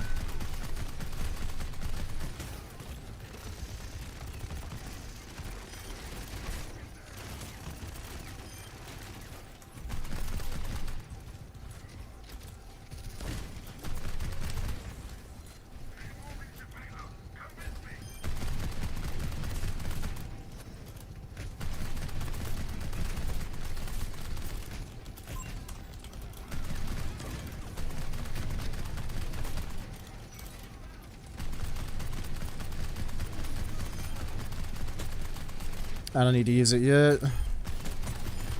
Holy shit. Sojourn. Doing the Lord's work. Alright. But yeah, I definitely need to finish Persona 4 before moving on to anything else. So yeah, we'll get to that. But it also... What else do I need to do wedding-wise? So, dude, yesterday I took off to do some shit IRL, some shit for both for the wedding and also for my my apartment. I'm just gonna refer to it as my apartment. It's not really an apartment, but I'm just gonna refer to it as an apartment. I'm renting it, therefore apartment. So I did a bunch of shit yesterday for that. So yesterday was a good day to take off to go doing some life shit. But as far as anything else for either one of them to do...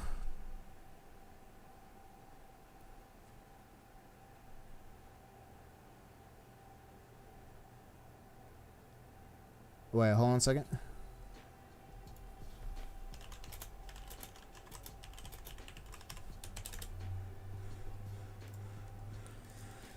But, what was I saying? Oh, yeah. So yesterday was gnarly. But I also discovered something. So, Callus, have you seen the short that I put out yesterday, the day before? Where are we at with that right now?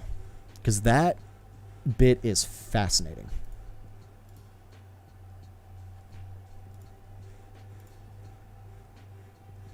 Yeah, you saw it. Did you like it by chance? I want to get an actual review. Was it good? I did. I don't know if you saw the one I posted before that one. It's the exact same clip, but I put the whole like widescreen just like in the middle, so it was like a smaller capture of it. I deleted that one and uploaded a better one with the camera up top and the gameplay just cropped to the center, which, you know, is the whole point of the action. It's what I'm looking at, so honestly, this one that I posted is way better than the last one. So I think I'm going to do that from now on. But, dude,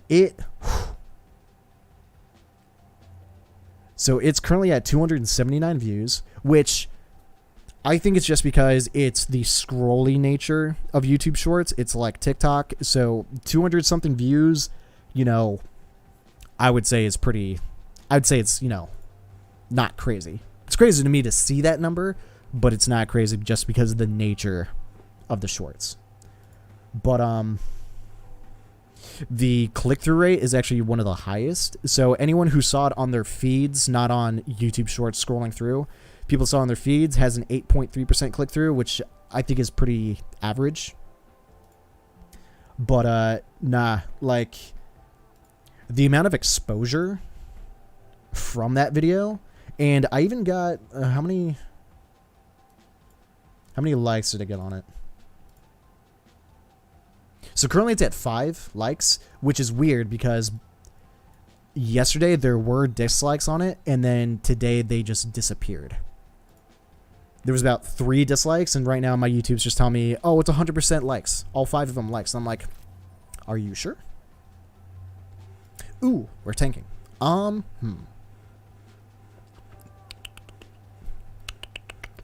do Arisa. I want to play Arisa. I'm going to get better with her. Yeah, it's pretty good. I like the casted bit at the end. Dude, I saw that. And when I was I even rendered it out.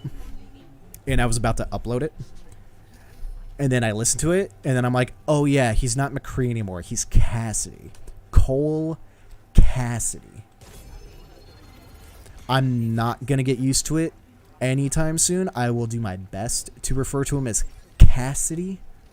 But McCree is so ingrained into my psyche. Because when you hear High Noon, McCree over there, McCree over there, McCree over there, like it's not going away. So I've gotta play Cassidy so much right now that I've gotta change it. I've gotta fix it. I heard a Doomfist.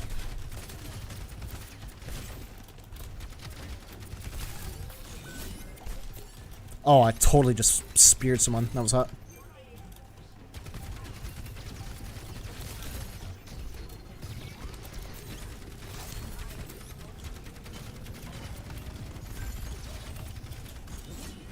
Imagine.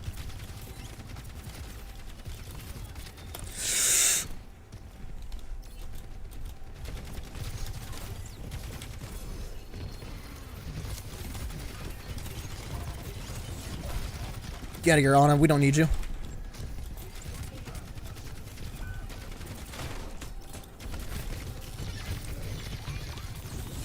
Boom! Get speared. But yeah, I just felt like I had to put that Cassidy bit at the end. Just so it's like, yeah, I said McCree. I apologize. I didn't mean anything by it. I forgot. I haven't played Overwatch since like 2019. Forgive me. I wonder if I got any of those dislikes before was because of that.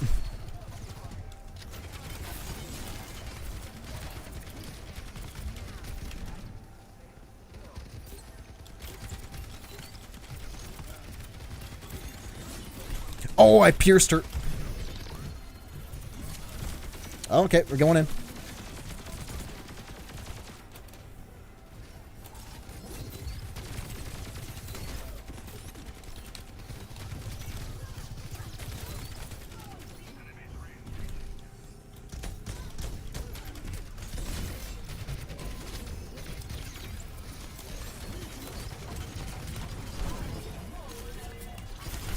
Boom!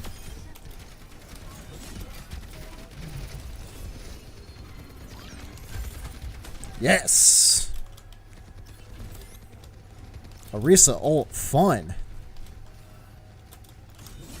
Oh, I almost had that soldier.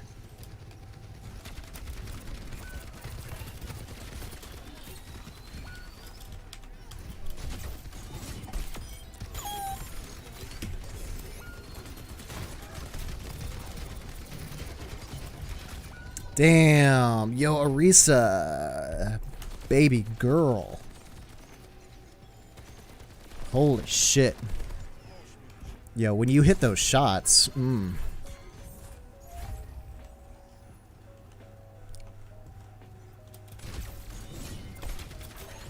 Get fucking speared, bro. Oh my god.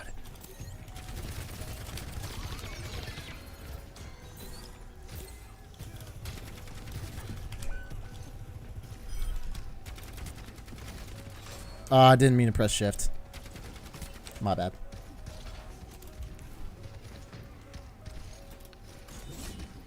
Oh, imagine I got that mercy.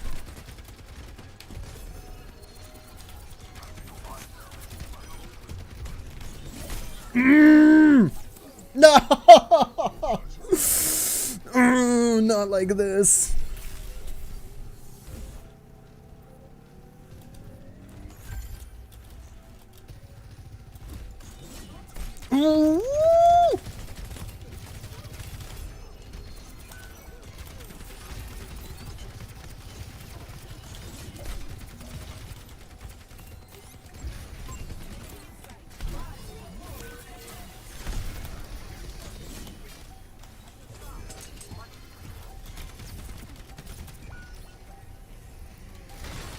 Zenyatta, do you know how to heal, bro? Oh, shit.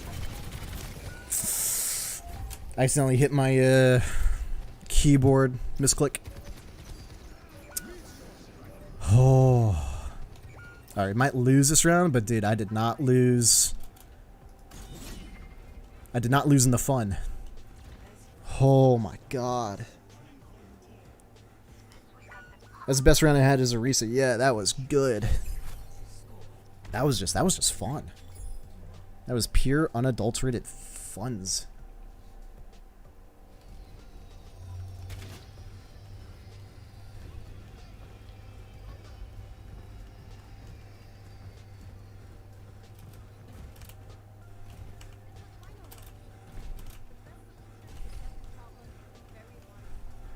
Now what I want to do is spear someone off the edge of the map. Just ding. I wonder, is there crit on her spear? Headshot crit, please. I just like how she has speed boost with that E. Like, it's multifaceted. It blocks stuff, it speeds boosts her, and it knocks people back. And deals damage. Like, yeet! I was gonna hit that.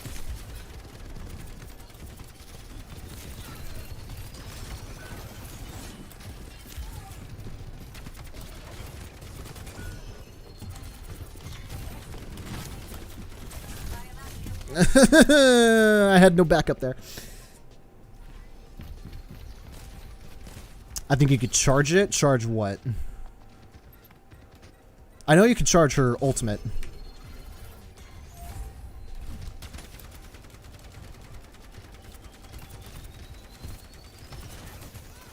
You can charge the spear? No, there's no hold down for it. I think it's just a point and click. Oh, shit.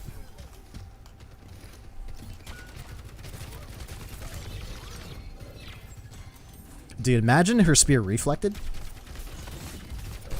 Fuck, dude. I've got no backup. I need to see if I've actually got teammates.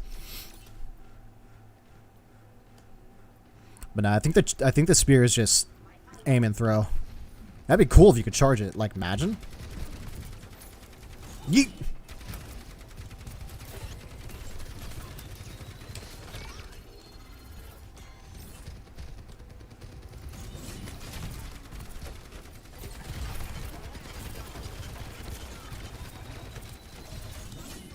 Alright, I need to stop just, like, throwing it indiscriminately.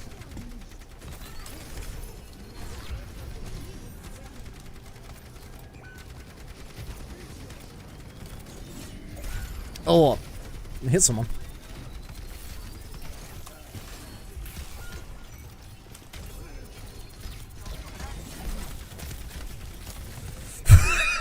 I mean, you can wombo combo someone, but I'm attacking the tank. That's not a good idea. I need to, as Arisa, I think you definitely need to avoid the tank. Just focus the squishies. Not really going to perform well.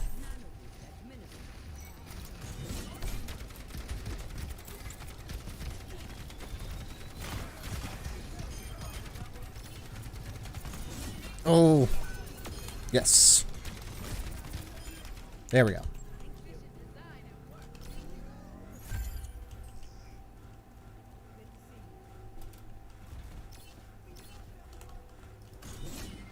Imagine.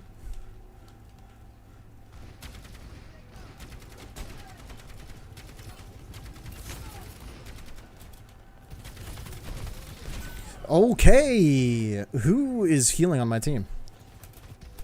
Anna and Lucio, and I just got bibbity bopped. I would imagine as support you still need to pay attention to the tank more than, I don't know. But everyone's dead now.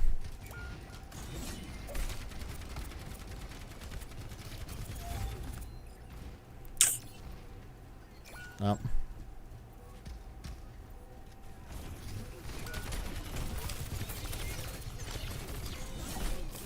What? It doesn't go off the edge?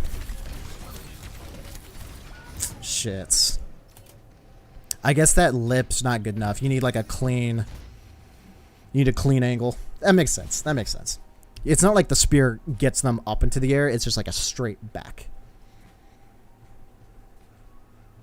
But I mean, if we're being real...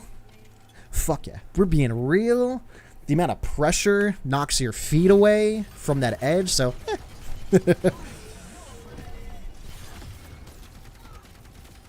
Yes.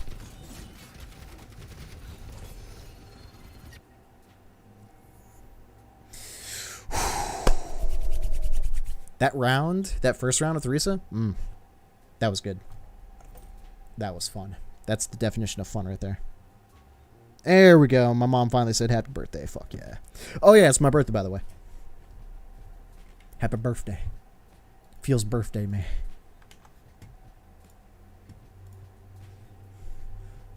Feels old as fuck, man. It's actually not true. I don't feel old at all. There's no magical departure from one year to the other. It's all gradual at this point. Do you want a cake or something? Yeah, give me a goddamn cake. I want my cake. I'll make my cake and I'll eat it too. Gimme. No, I'm just kidding. Don't give me cake. Not like this. Too much cake.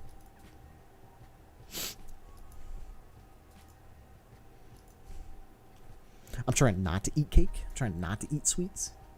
Not like this. I'm gonna die on my birthday.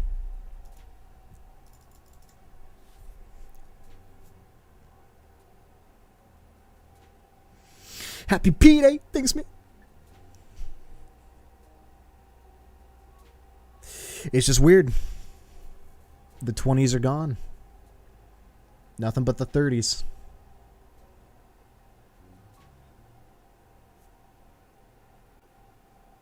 Because it feels good to go from teenager to 20s for sure, but now it just feels weird. Wait, how old are you? I'm 30.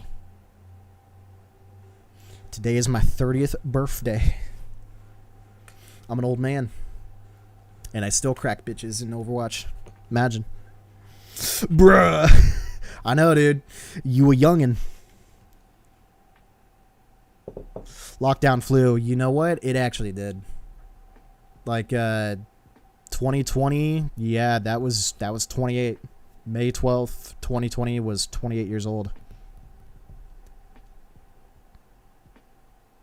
So, pretty much as soon as the lockdowns began, they sort of began here in like March, April.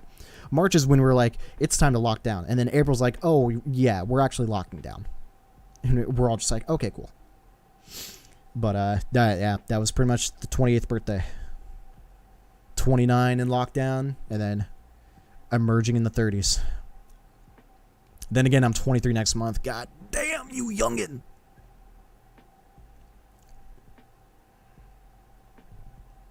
Well, I don't think you'll feel it yet at 23. It's like at 24, 25, you're just like, oh, okay, I see where this is going now. It's as soon as you hit 20... What age was it? And I don't remember who it was, but as soon as they like hit 22, 23, they're just like, oh, I see. This isn't going good. Stop, please. That's like a meme, I think. But, quite honestly, looking back at the 20s, I honestly feel like it was the decade of I don't know what the fuck I was doing. I was just existing. The 20s had nothing. Or maybe not had nothing, but I don't know. Because, you know, definitely some big dick things happened. But they almost feel like it was a learning experience. 30s is kind of right now, it feels like it's time to apply everything. You would think while you're an adult, now's the time to apply. Not really. You don't know shit your teenage years, and you still don't know as much shit in your 20s. But in your 30s, it almost feels like you're at that point where it's like you know things, you've experienced things, and now's the time to apply things. It's weird that way. I don't know. It's like now you're an adult.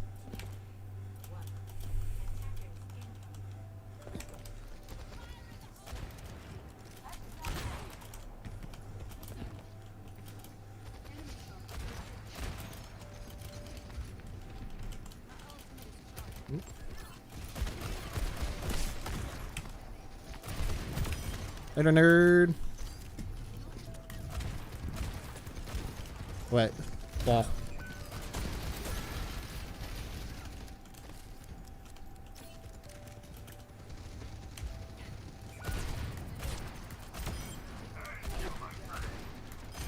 Cool.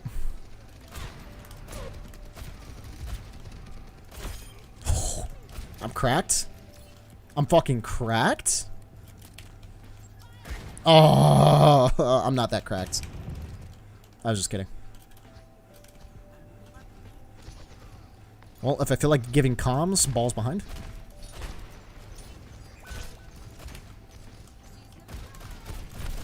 Okay, I got him.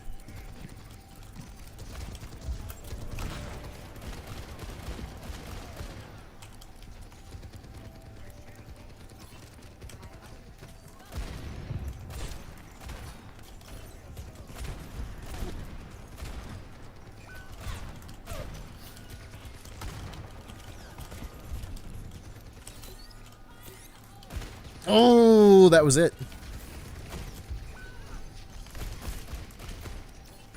Shit.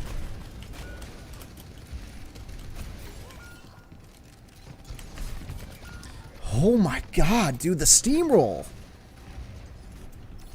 I felt like I was doing good, but holy shit, I just felt like shit right there.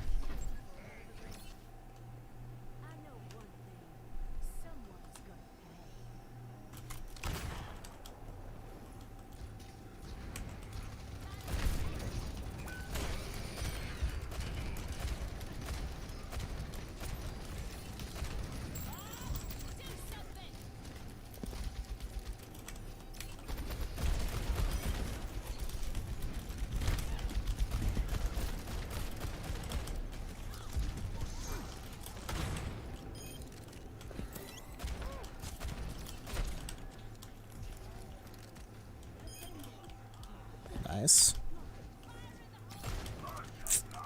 It bounced weird. Granted, I didn't shoot it before it bounced. Ooh, the dink.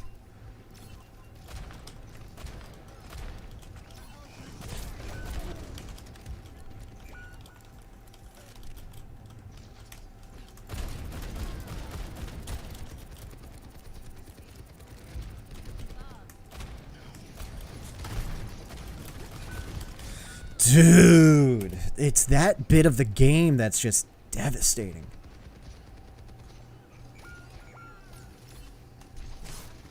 You really need player agency.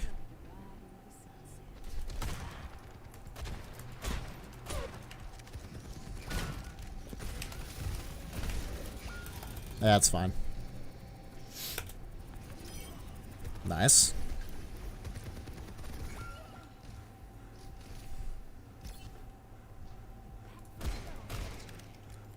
And I don't know if every character needs some sort of utility for distance or whatnot, but I mean Ashe has it, so you just gotta be careful with the shits. Fuck. Like it.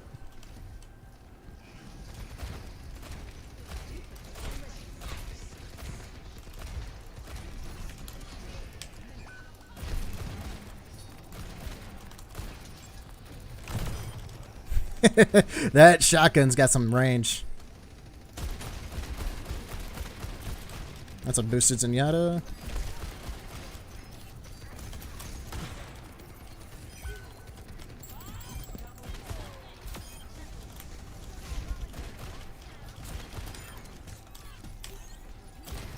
He's far away. Bad Bob. I mean, sort of bad Bob. I got one kill, but it was kind of a overkill.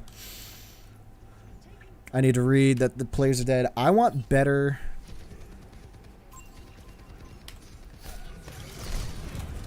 Fuck. Genji's hurt, but he's probably retreating. But I kind of want better audio cues for the enemy deaths than the teammate deaths. The teammate deaths are very obvious. That little ding is not enough.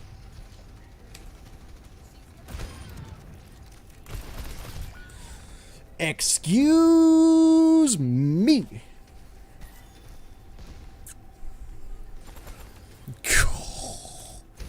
When Zenyatta hits every headshot.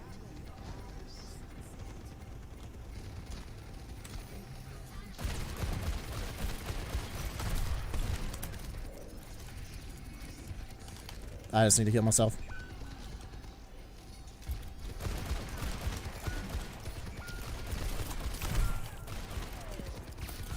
Fuck. Bad dynamite. But I don't know. I feel like I feel like I did decent. Not as much damage as Soldier fucking Zenyatta. 5k. What a god.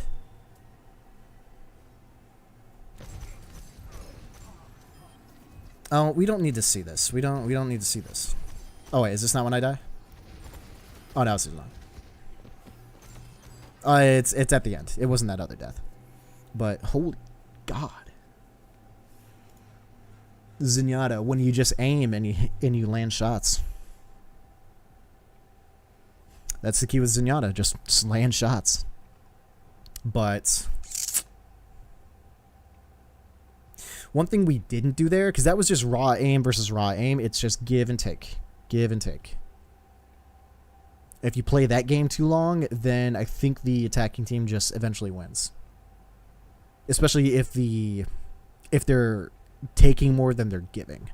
But it's like, we won the team fights slightly. And by slightly, I mean, you know what? This probably plays into the way the payload works. It goes forward very fast. It goes backwards very slowly. So it's like you give them 2 inches, you take back an inch. And it's just that constant ebb and flow, ebb and flow, ebb and flow. So eventually the attacking team will win out. I'll see you in a second. But if you keep doing that, just frontal attacks, then eventually the attacking team's going to win. So you almost have to flank often, especially with characters that are flankable. Because Zenyatta's got his kick, yes, but if you can still land shots, especially on the flank, then he's just a vulnerable guy. I killed Zenyatta plenty of times. Lob a nade or a dynamite, shoot that off, he's burning, land a hipfire shot, or even so that you don't do that frontal attack every time. You come in from the flank, and you basically win out against one or both supports. So flanking seems just that much more important.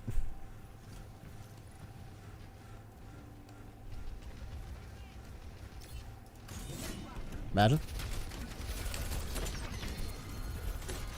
Oh, I didn't mean to shift.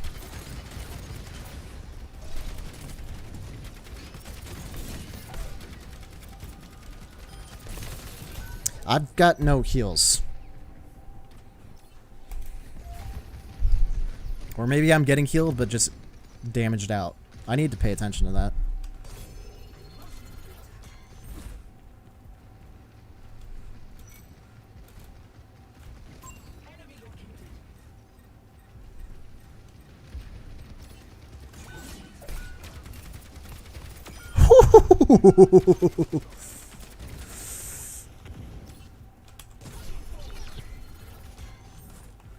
Sorry, I was basically AFK. I was just moving my keyboard for a second. Okay, we had one guy that was basically AFK. Fucking fantastic.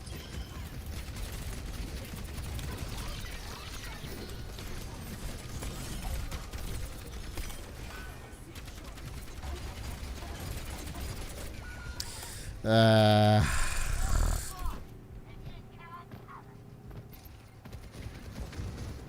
I need to learn these player interactions. Character interactions, rather.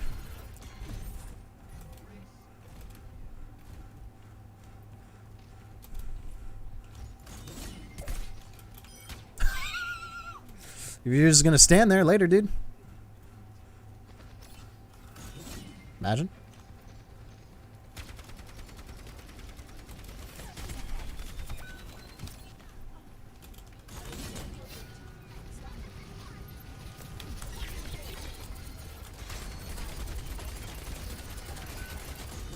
Oh, you fucking hoe. Soldier behind. I don't care.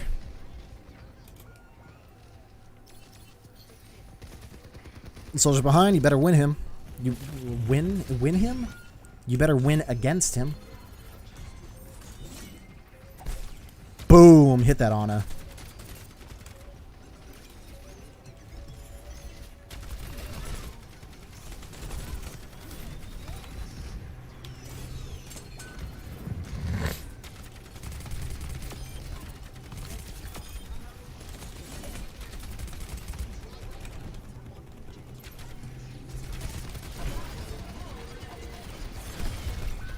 They're low. Kill them.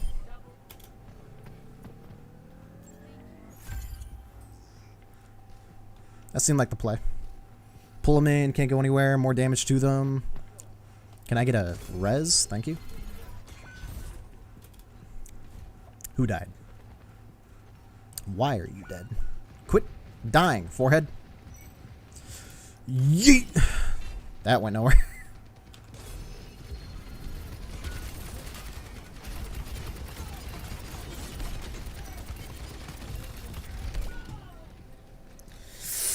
Hmm.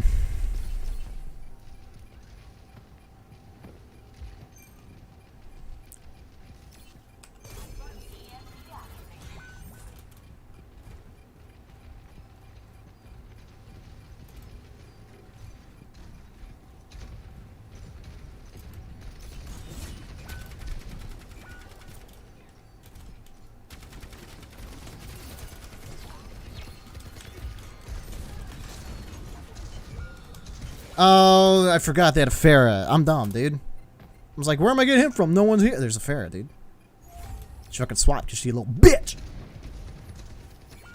Yo, Sombra. Getting slept. That's yikes.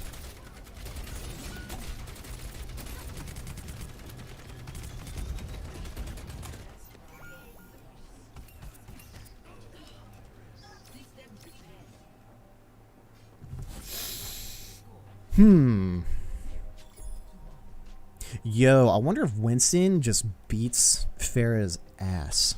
We're gonna swap Winston. Haven't played him yet. Oh. Okay.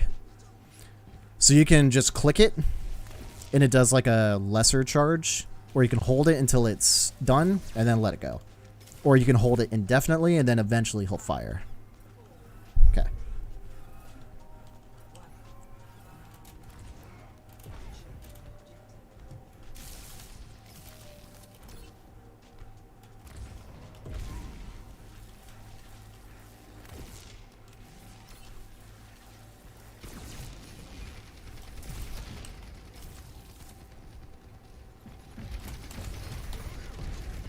I overjumped that.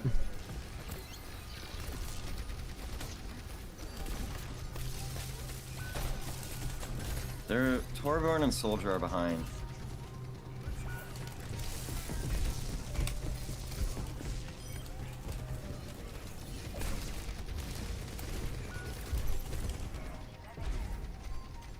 Fall back.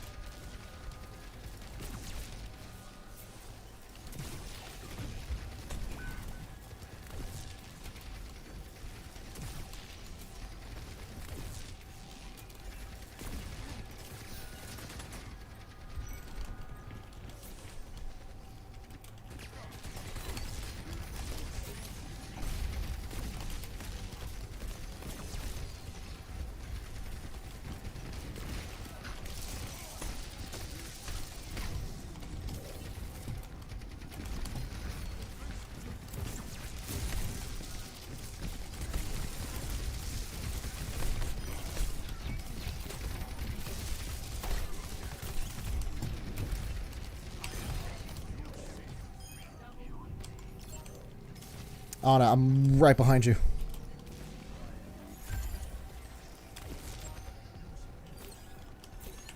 Fucking turn around, woman.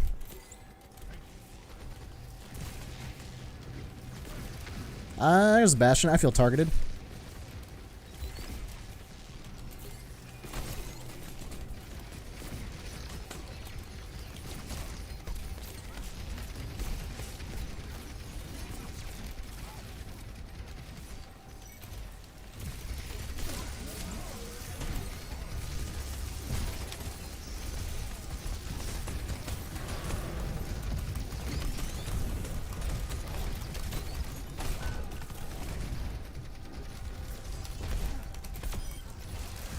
Salt, bitch.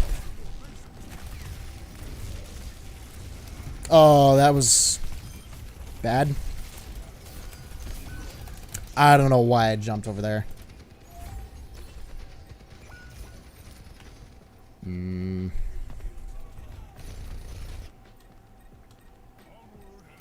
Onward and upward.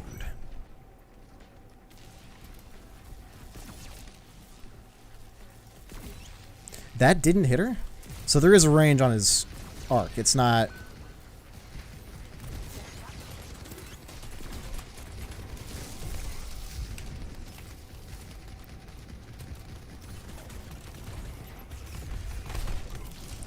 Heal. Thank you.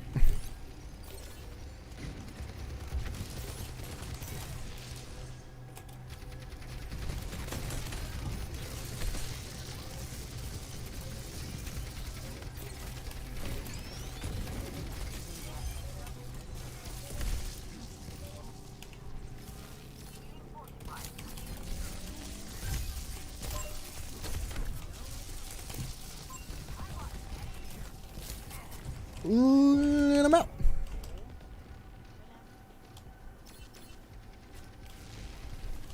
On a fucking heal.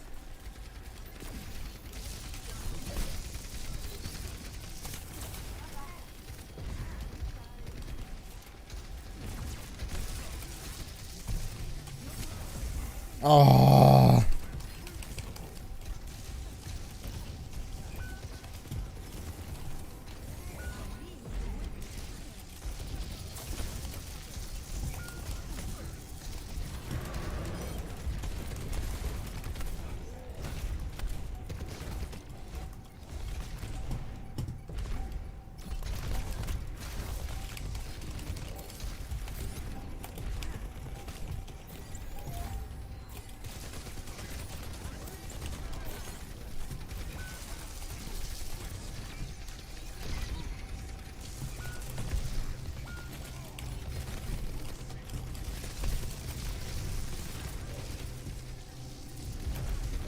Damn.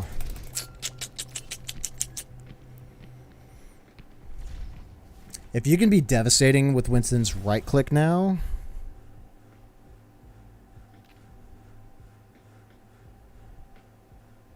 Even though it's very slow to charge, slow to shoot, and it's not that devastating of an ability, you still have to rely on the movements, getting up close and personal.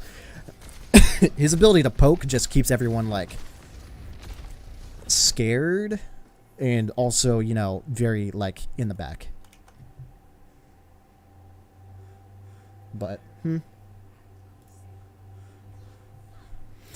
Okay, let's do a different, let's do, what should we do? Let's try Zarya again.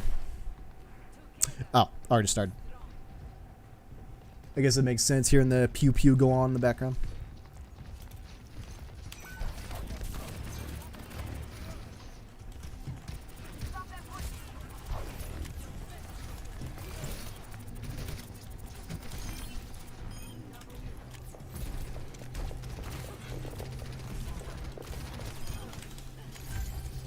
Get out of my game. I'm in it.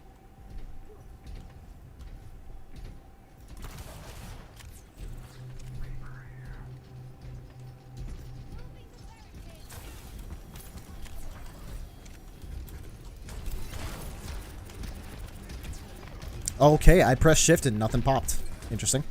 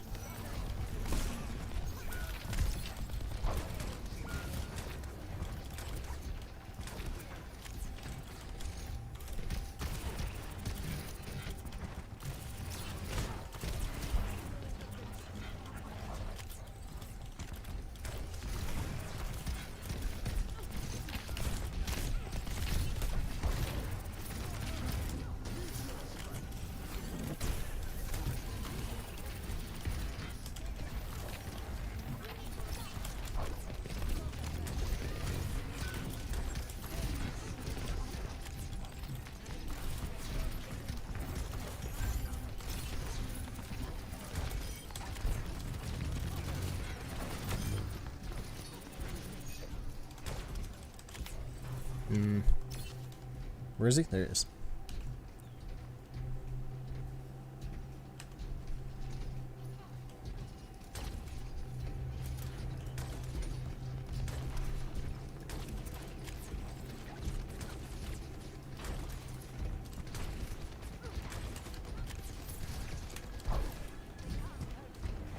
Yeah.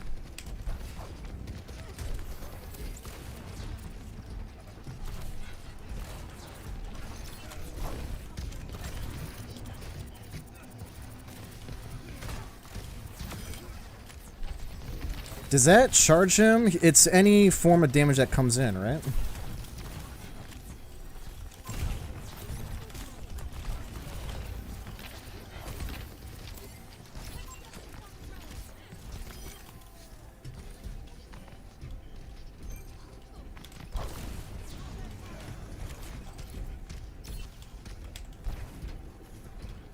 Alright, I need to be careful with the shields. I'm using them way too often.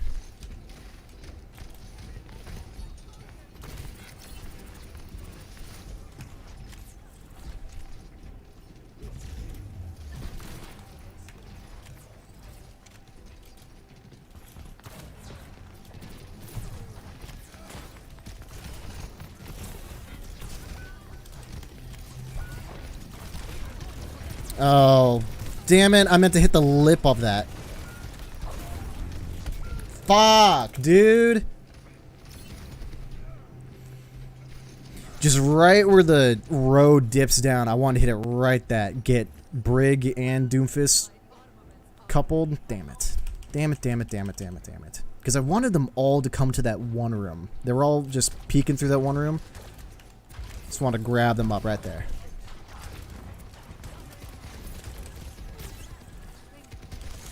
What the hell?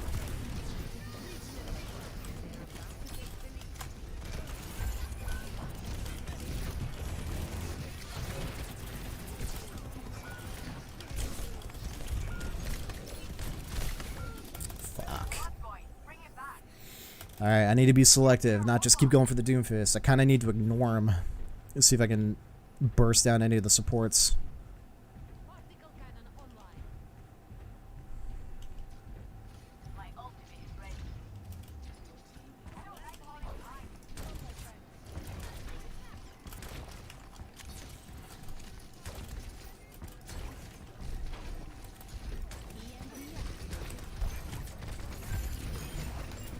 Jesus. Okay. I think we killed their team.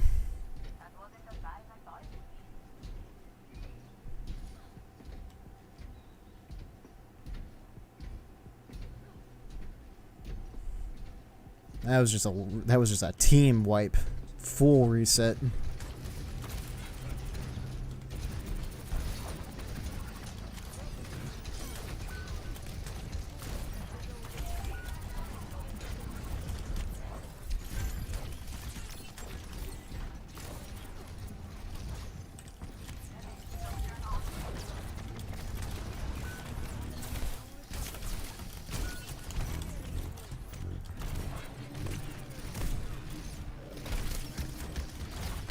And the team is just dead and then slowly but surely just die off.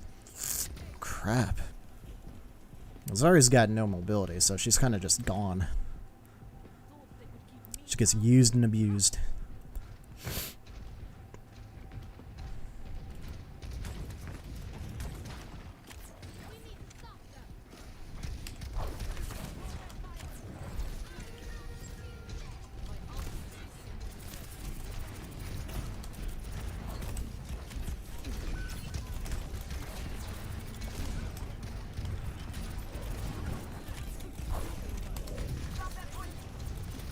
I've got no shot for a heal. I'm too far ahead. The rest of the team's just back. Okay, that was my bad. That was me pushing way too far forward. But I do have grav. Give them hell. But they have way more distance than we do.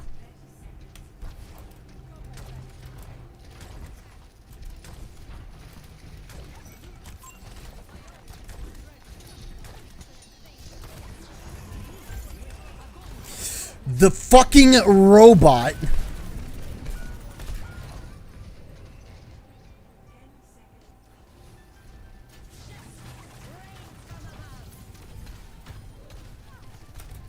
The fucking robot.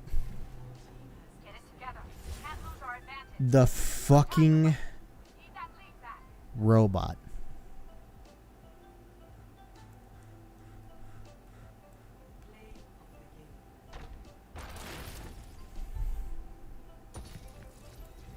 Did the robot clip through me and then proceeded forward? Because if that's the case, you should make the robot not clip. Please. Let him push me. That way I'm not going to ult his back. Or was that just delayed and I'm just reading the situation wrong? Because it looked like he clipped right through me. And then I ulted. And then profit. That hurt. That hurt inside. Pain.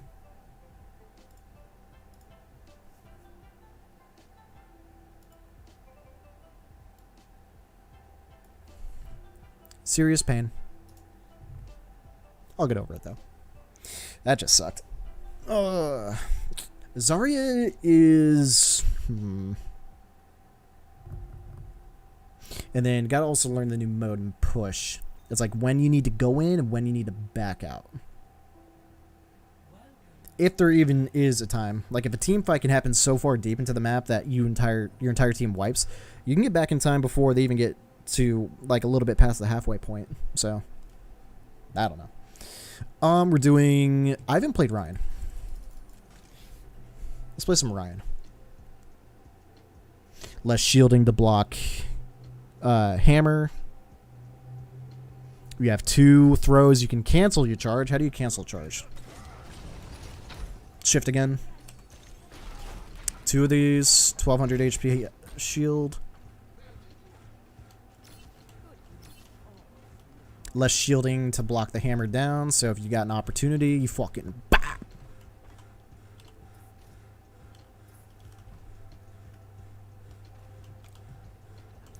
Good luck, have fun. Don't talk to me.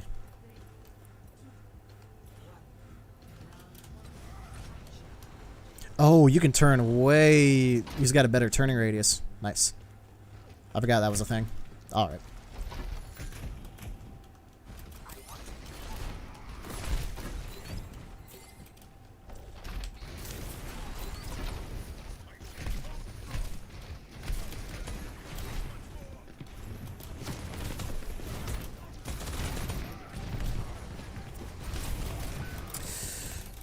I probably should have canceled it in midair. Imagine how cool that would have looked. But I basically fed. I gotta figure out how to tank now. Just being the only tank, there's no backup, there's no peel. The supports might not be able to support it. Oh man, it's just relearning the game.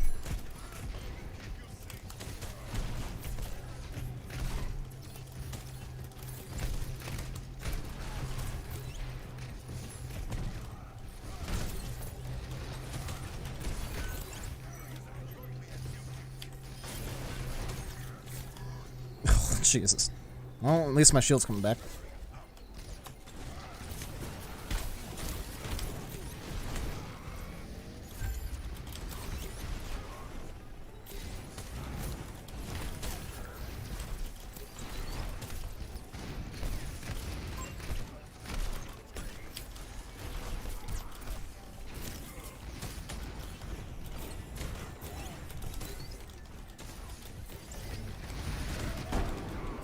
No fucking way!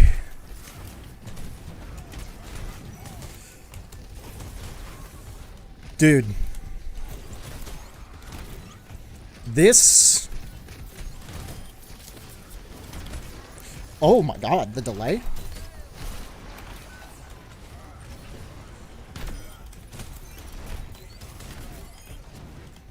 Yes. Holy crap, I've been stalled out on so much shit. That's crazy.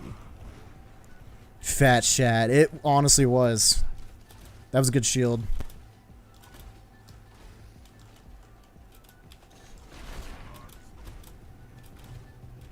That was a nice shatter, but goddamn.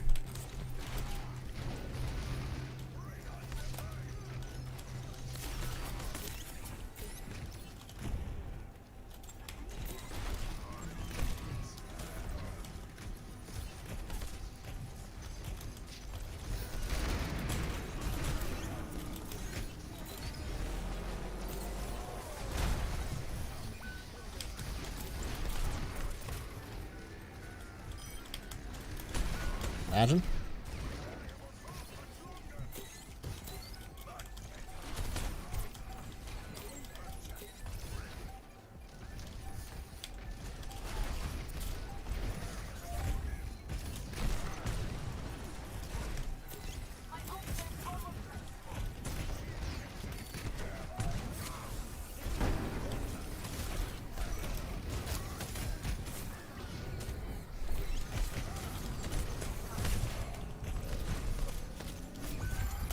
Dude, Sigma, this Sigma is like a pro. Hey, we won though.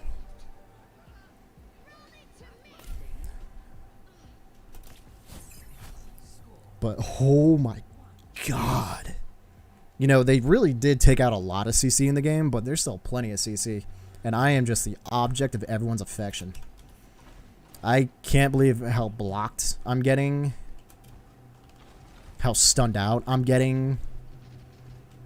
But I can still pump out 2 ults. So I think I'm doing okay. And my team's backing me up. You know, it's a team effort. I'm doing most damage on the team. Feels good. But...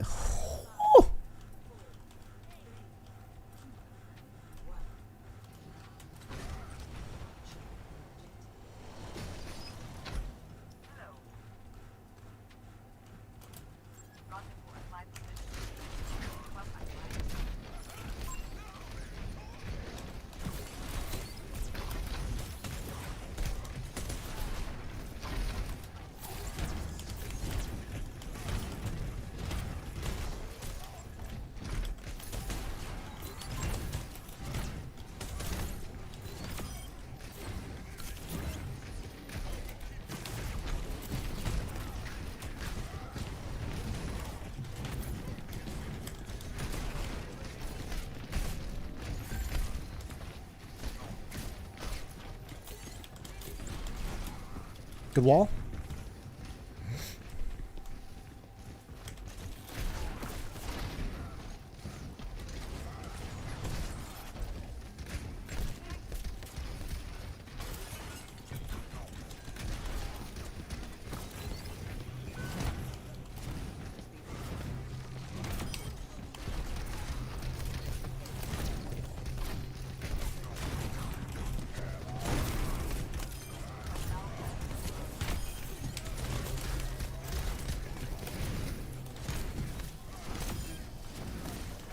What's up?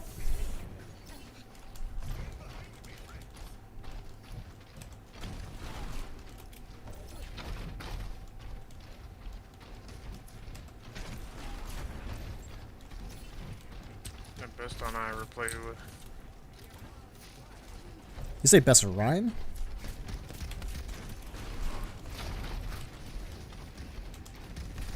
Actually stays in the back. I can't believe it.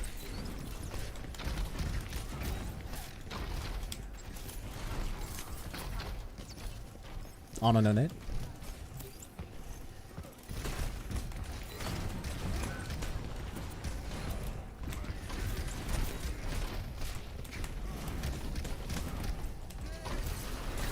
Oh my god.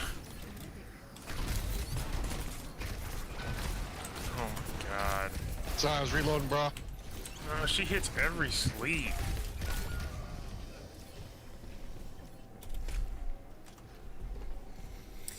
Grr.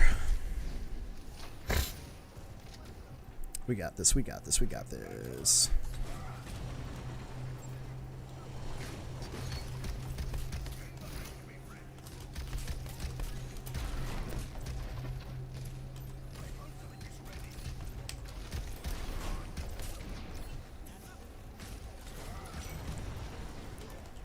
Fuck, I almost had that pin.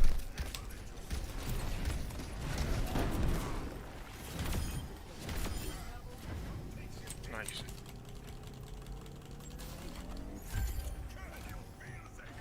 Can you feel the heat?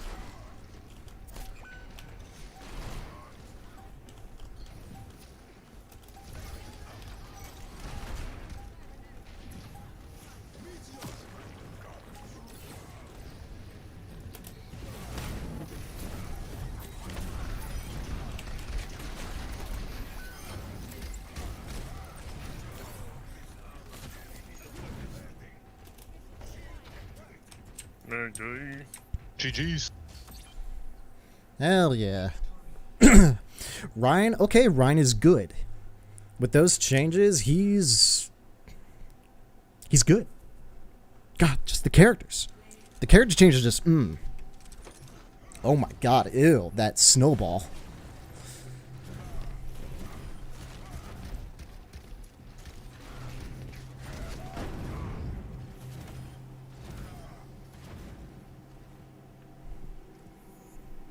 That snowball animation, oh, that was pain.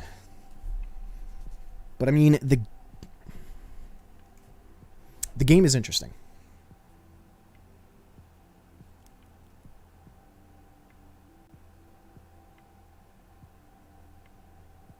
I just need competitive. I just need to see where everything is in terms of skill level. The comms were good in this game. One of the only games I've had, like out of 20 games, that actually had people talking.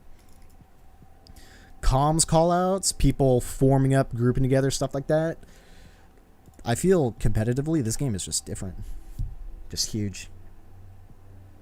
But I need that competitive experience. But, ooh, some of these tank games are great. I wonder if I can still hit Masters tank. Because I did hit Masters. I did place Masters in one of my last seasons of Overwatch 1. And I don't know if that was because the system, like, didn't... I don't know. I don't know what the system had on me to get me to that point. Or I just performed well. Holy shit, I can't speak anymore. Because some of the placement games that I did have, I did do pretty good. But maybe not enough data to put me anywhere else, or maybe I was just a good tank. I don't know. And I played mainly off tank when doing that. I think I played 1 or 2 times I was the main tank, but it'd be interesting to see where I can land with that now. Oh, and you know, one thing interesting, I'm kind of curious about Spiker. Him jumping on Overwatch again, seeing if he can just do the main tank. Because I remember back in the day, he was all about playing Reinhardt. But playing Reinhardt now, you know, the better tank will prevail.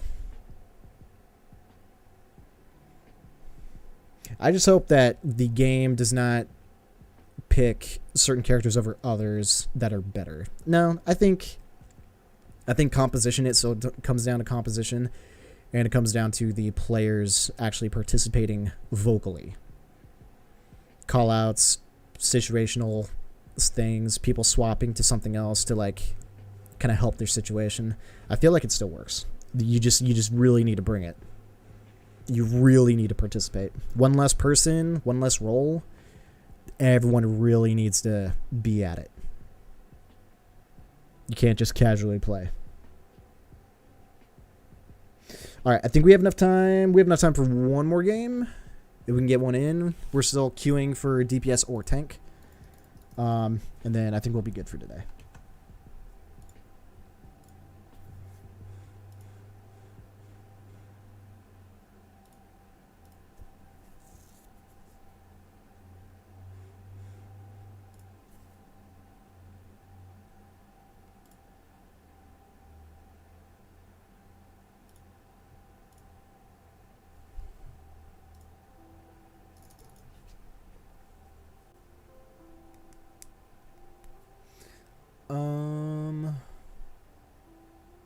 Yeah, that's pretty much it.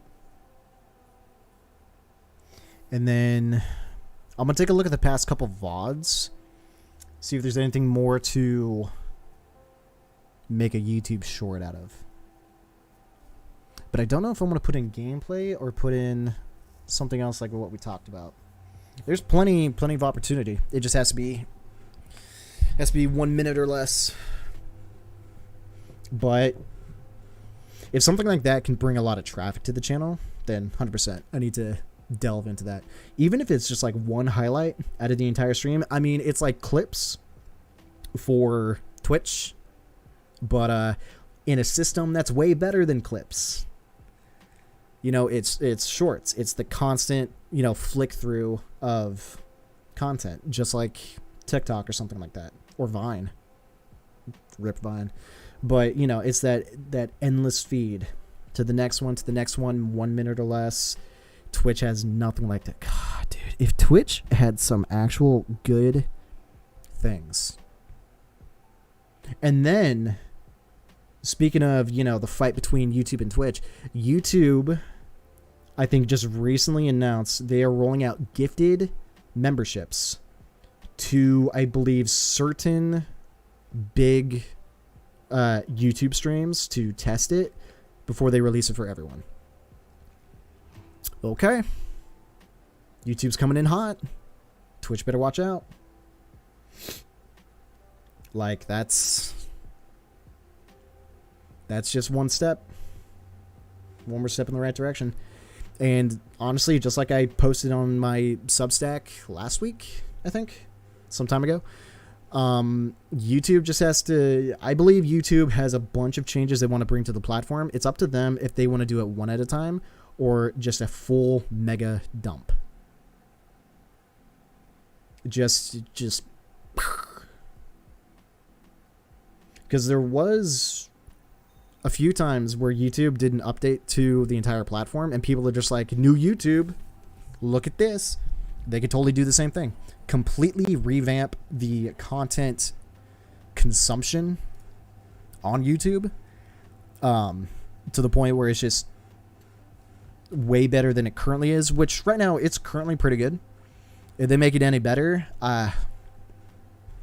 peace out, Twitch. It's nice knowing you. We are attacking. We're doing push. I'm tanking. Let's try Reinhardt on push this time. And let's do a better skin.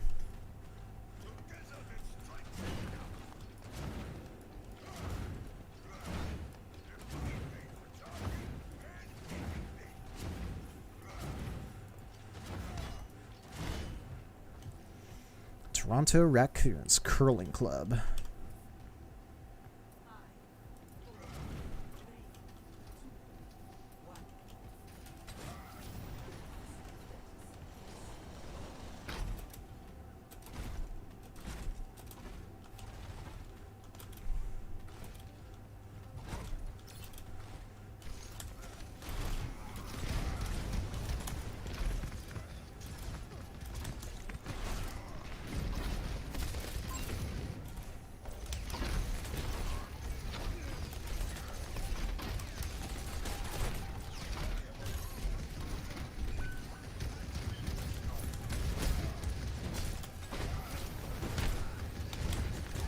That was pretty good combo.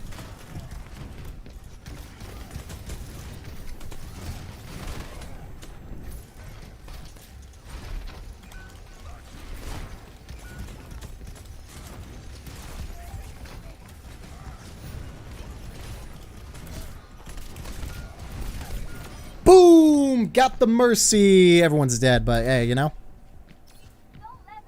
that was a good play. It was a good play. I'll take some pride in that. All right, how wide, dude? Reinhardt's turning radius, just better. Honestly, just better. He's gonna deflect that. Oh my God, he actually hit someone with it. Come on, guys. Eyes open. Them as well.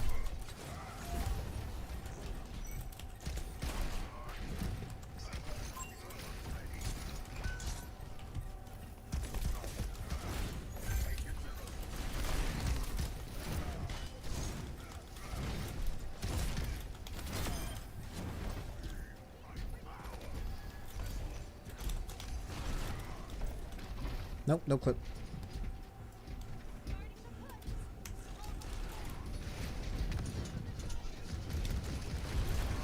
Well, Genji, I have 2 strikes. You only have 1 deflect.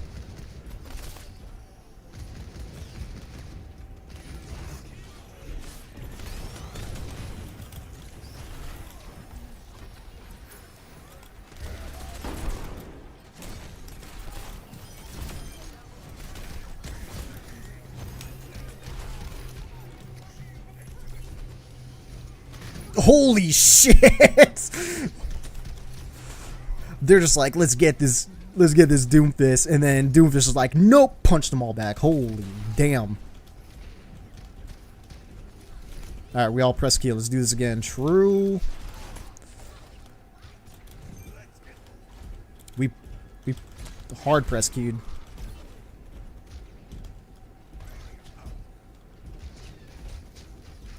I don't appreciate you shooting my shield, bro.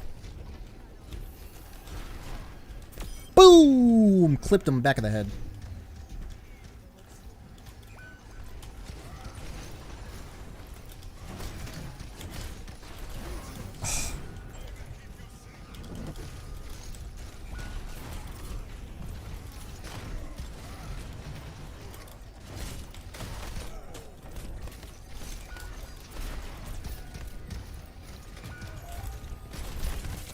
Damn. But dude, all 3 of them just got punted back by Doomfist. That was good. That was quality.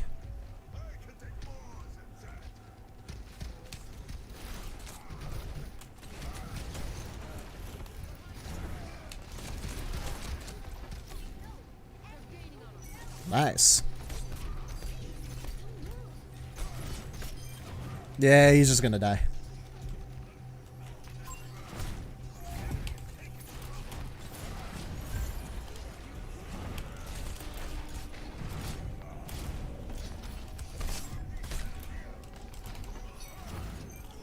Thanks for the backup.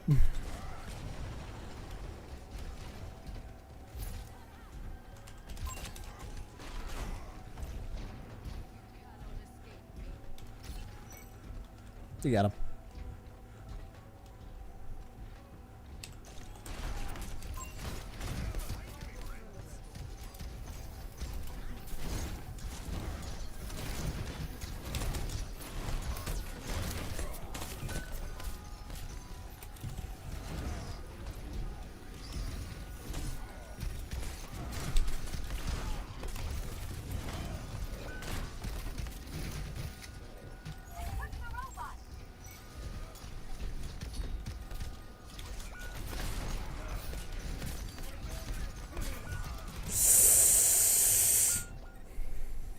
Like, I really wanted to ult, but I feel like I was not going to get a lot of utility out of it.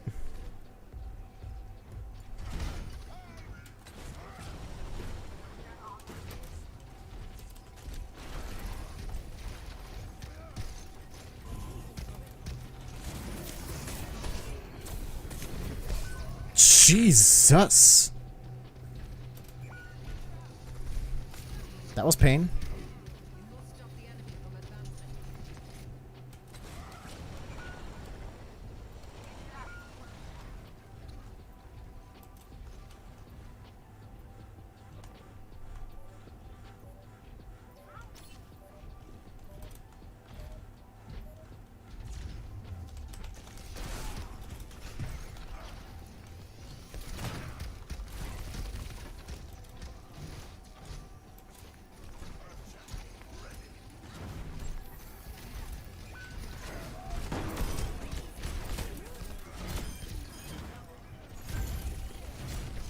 Alright, that was too many ults.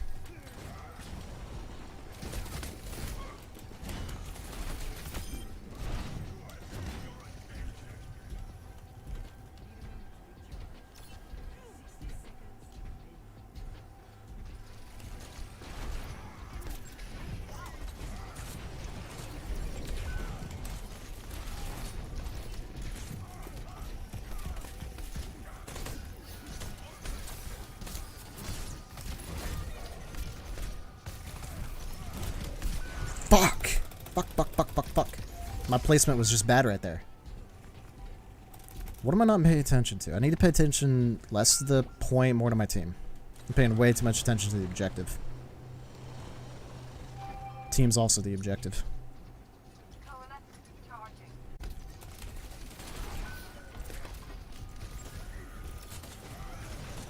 Nope. Gosh, son of a bitch.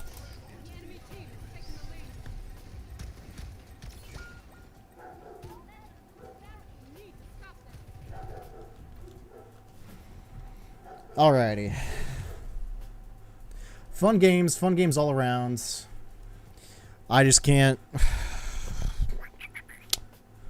It's like, I'm going to make assumptions as much as I can, but I'm just curious where the game is going to go from here.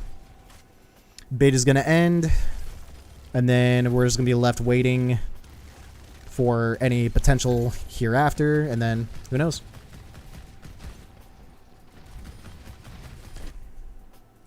But it's fun. I'm still enjoying it. But yeah, we'll figure out what game to play after this. I'll go through my schedule for pretty much all the way until June and figure out when I can be on, when I can't be on. As far as I know, I think I can do tomorrow still. And we'll figure out what we're gonna do.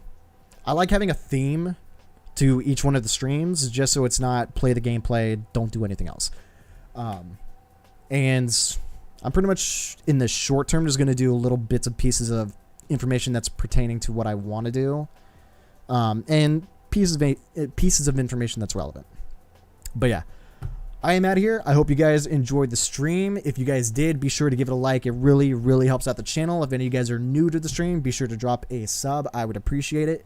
I will be on tomorrow. We'll do some more Overwatch 2 with a little bit of something else mixed in. I'm not sure what, but I'll figure it out.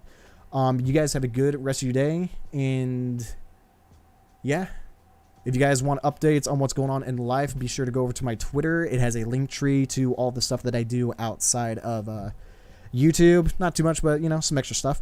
And then yeah, you guys have a good rest of your day wherever you are, and I will see you guys later.